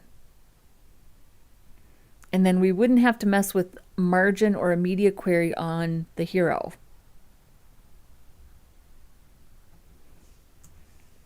So if we do 2 rems of margin as the wrap, then we can adjust that on the media query. And then on the hero, we don't have to mess with it at all. Oh, that's the header.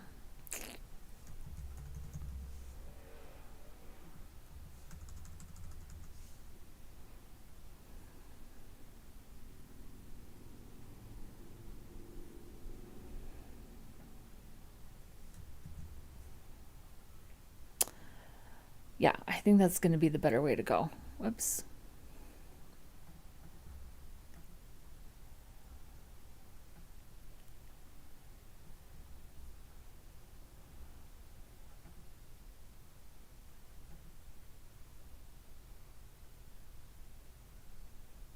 But we still need to make sure that we've got padding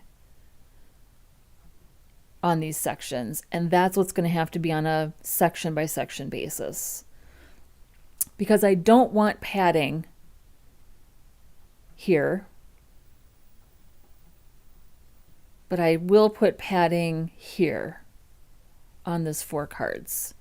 I don't think there's a right or wrong answer here. You just have to pick one and be consistent.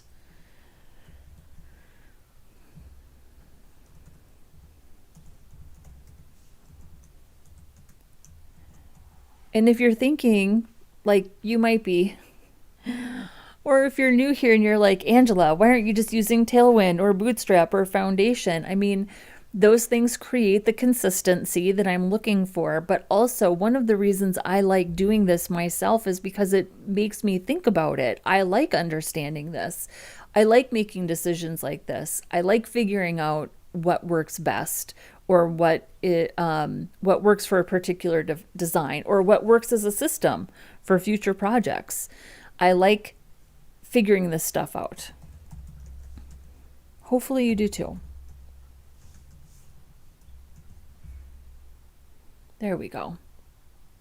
Now I am going to put a little more space in between my sections, because I just like to have a little bit of extra white space.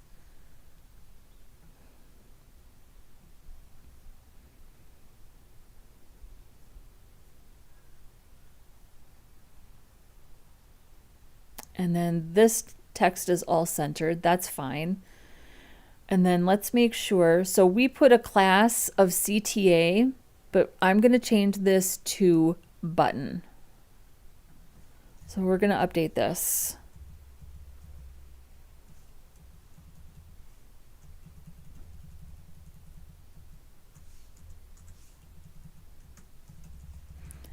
And then we just have to change the color. So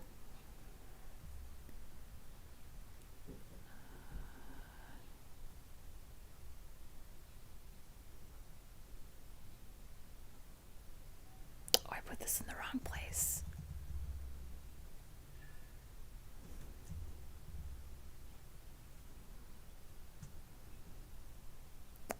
There's our 4 cards.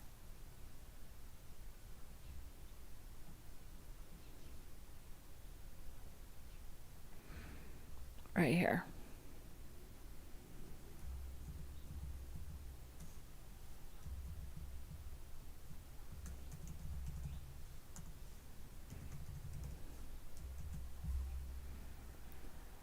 So it's here. We just have to change the color.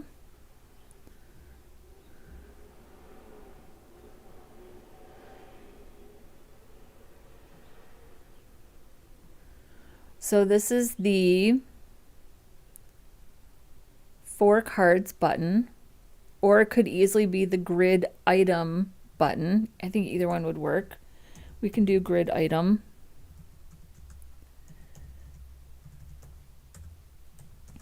Button. And all we're doing is changing the background color. Well, yep, no, we're changing the background color to, I'm going to make mine navy. and the color will be white.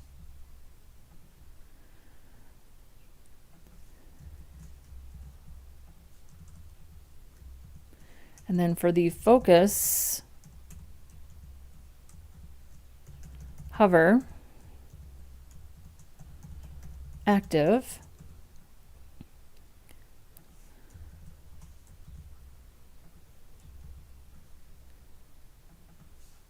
we'll make the background color. Well, it also has a border. We should also do the border color. Border color. Also navy. And then we'll make the background color white and the color navy. There we go. And then this needs, that is a beefy button. So let's just adjust our padding a little bit. 1 rem on the top, 1.5.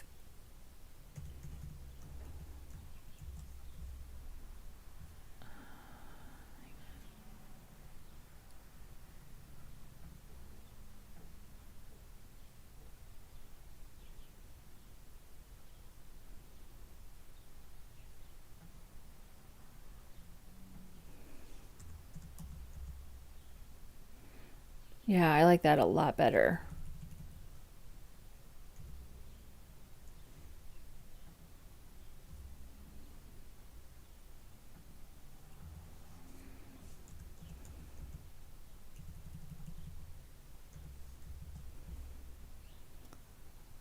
I should probably be a little more consistent with my buttons.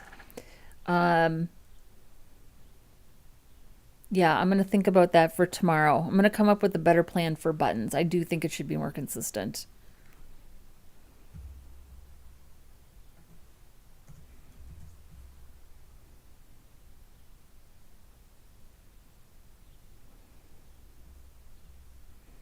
And then let's just make, I would like to make this, which is an H3, a lot bigger. Yeah, right now the font size is 1.17 ems.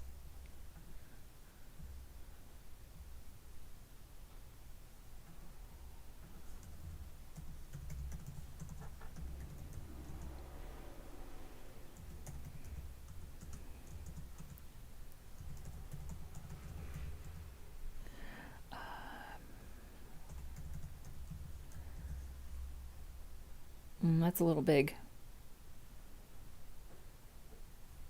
What did we do for these?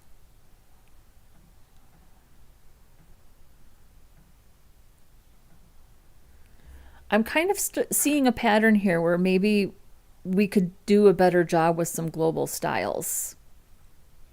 Yeah, so we don't have to redefine like tertiary heading for every single section. Let's do that. I think that's gonna help us. So I'm gonna take this out.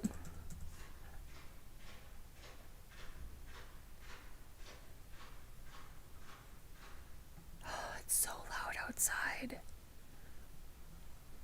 It's so loud.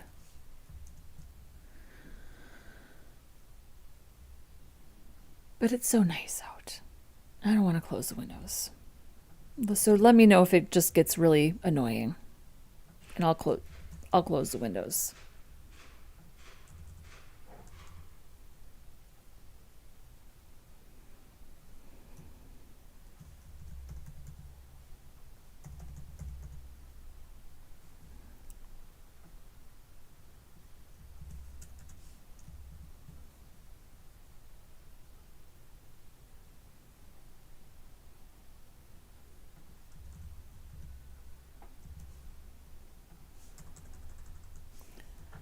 This is going to help with a lot of styling.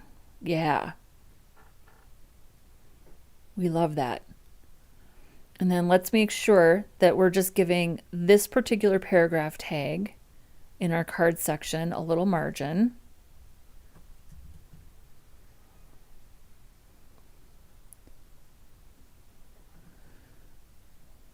And then let's also grid item. Just gonna make, I guess we're just gonna center the whole thing. Good old text align center. And then we'll do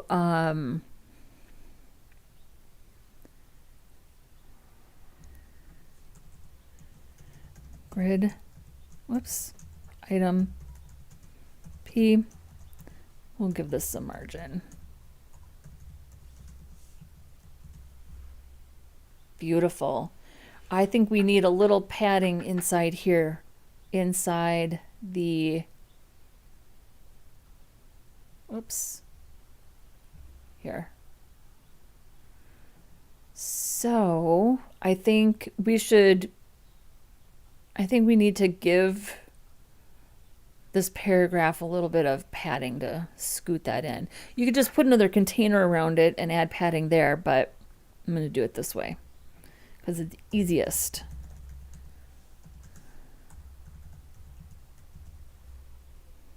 There we go. Look at that.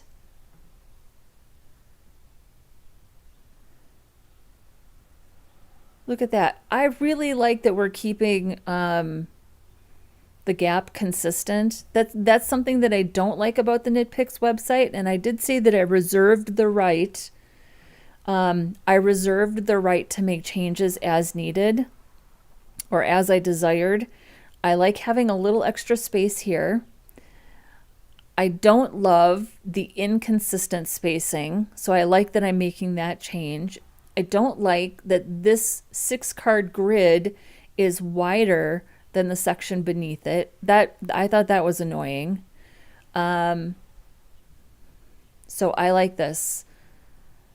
Let's make sure that I actually don't think we need that much margin on top.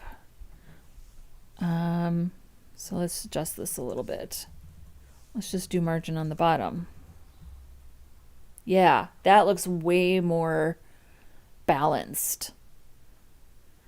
And then let's give this a little bit of, let's style that a little bit.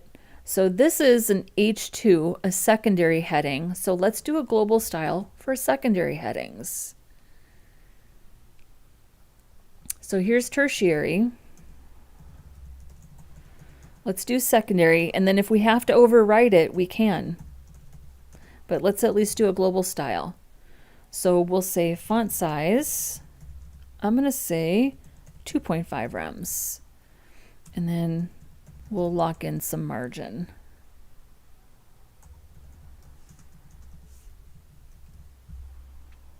Yeah, I like that. Maybe 2.5 is a little big, but I do like it. We're headed in the right direction.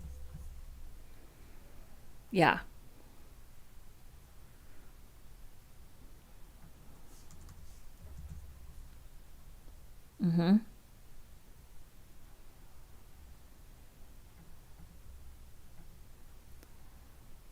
So here's our description.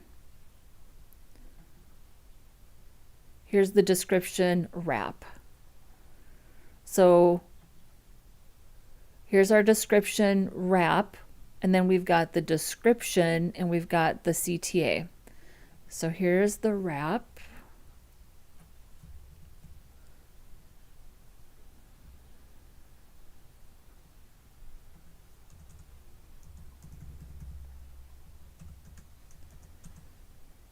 And I'm going to say display flex, flex, flow, row, no wrap.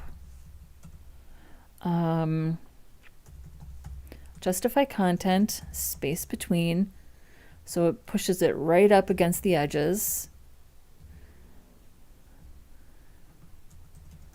Align items, I'm going to say flex start. We're not going to do a gap. Beautiful. And then this container, I think, just needs some margin on the bottom.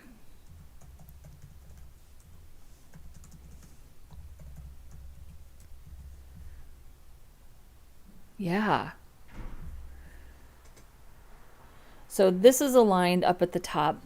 So we'll work tomorrow on some of these call to actions where the links have, so any link that has an underline and an arrow, we'll get those styled tomorrow. So on hover, the underline disappears and the arrow transition sort of animates to the right and then to the left.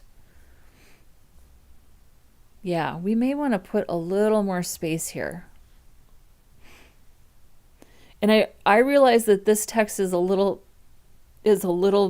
not bigger. I gave mine H3s a specific style, and I'm gonna go with that. I like that. I like the space that we have in between this H3 and the paragraph. I like that this is a different, these are different typefaces, but let's put a little more space here. Just push it down a tiny bit because she is a beefy button. She is a beefy button. I'm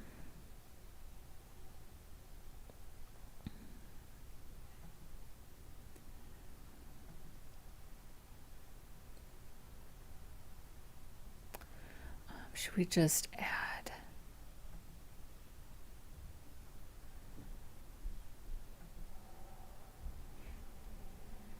So I'm going to say P last of type. And I'm going to say P first of type and just add extra margin.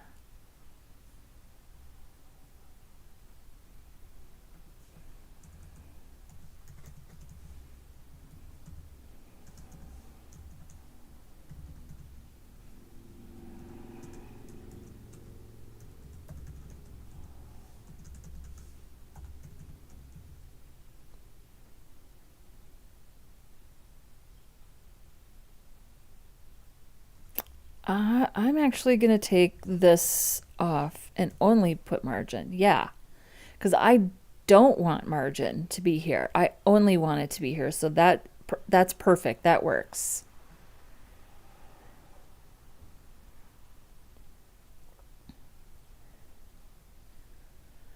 How much you want to bet that Nitpicks made this section narrower because they wanted these squares to be smaller? That's why they did that.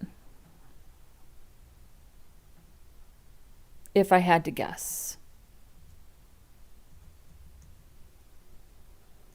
And they didn't want to just increase the gap. But I'm fine with the size of these images, these squares. I'm fine with these. So, okay. So I think this is good for today. We did great. We did great. What do we think? What do we think? Malik says, the only thing I've heard is Heidi barking at nothing from outside. Well, according to her, it's something, if that makes a difference. She thinks it's important. That's all that matters. I'm loving what we have here. I'm loving what we have here. This helps me, this really helps me start to wrap my head around what I want my content to be and what images I need to take, because I haven't done a lot of knitting and crocheting in the last probably 6 to 9 months. So all of my pictures are from like last winter. And I want to get back to enjoying my hobby again. So this motivates me to go through my finished projects, to go through my own yarn collection, to take some new pictures and really get this built out, because I am definitely enjoying this. And I have some inspiration now for how I want to write the content and organize these sections. And you can see here that this is already, because we're doing a pretty good job of figuring out what our global styles are. Some things are kind of styling themselves. So this is going to be really good. This is going to be really good tomorrow. We're going to get a lot more of this layout done tomorrow. Yeah, I'm excited about this. Thank you to everybody who tuned in today to hang out with me. Thank you for all the engagement in the chat. Illusion was here. Terry Murray was here. Who else do we have? Idris was here. Oh, let's go ahead and push Idris. But let me real quick, I just want to say thank you to the folks who showed up in the chat. Bonil was here. Fueling the Future Insights was here with a very nice compliment. I appreciate that. No one was here. No one, I love having you. M7 Parvi was here. And is that it? And then, of course, we had our mods in the chat, Malik and Monique, who are awesome as usual. Idris, thank you. Appreciate that. So here's how I can show you in VS Code. We can go ahead and do this in VS Code. So if I open up the terminal in VS Code, this is my system for how I like to do things. So I always do git status first. And the reason I do that is to remind myself of which branch I'm on, because how many times do you think I have worked on the wrong branch? So this is me reminding myself, what branch am I even on right now? And hopefully you're on the correct branch. For all of these little practice projects, I only have one branch and it's always main, but it's just a habit. So this is everything that has happened since the last time I committed. I added a bunch of new images. And then of course today we modified index.html and style.css. So I'm just going to say git add period, and this adds everything.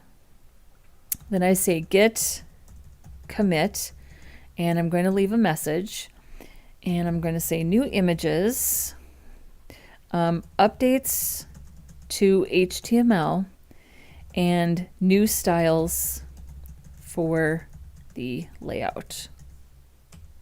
So that's my commit message. And then I'm going to say git push origin main.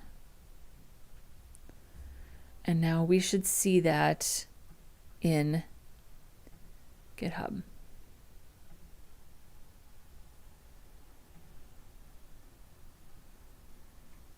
There we go.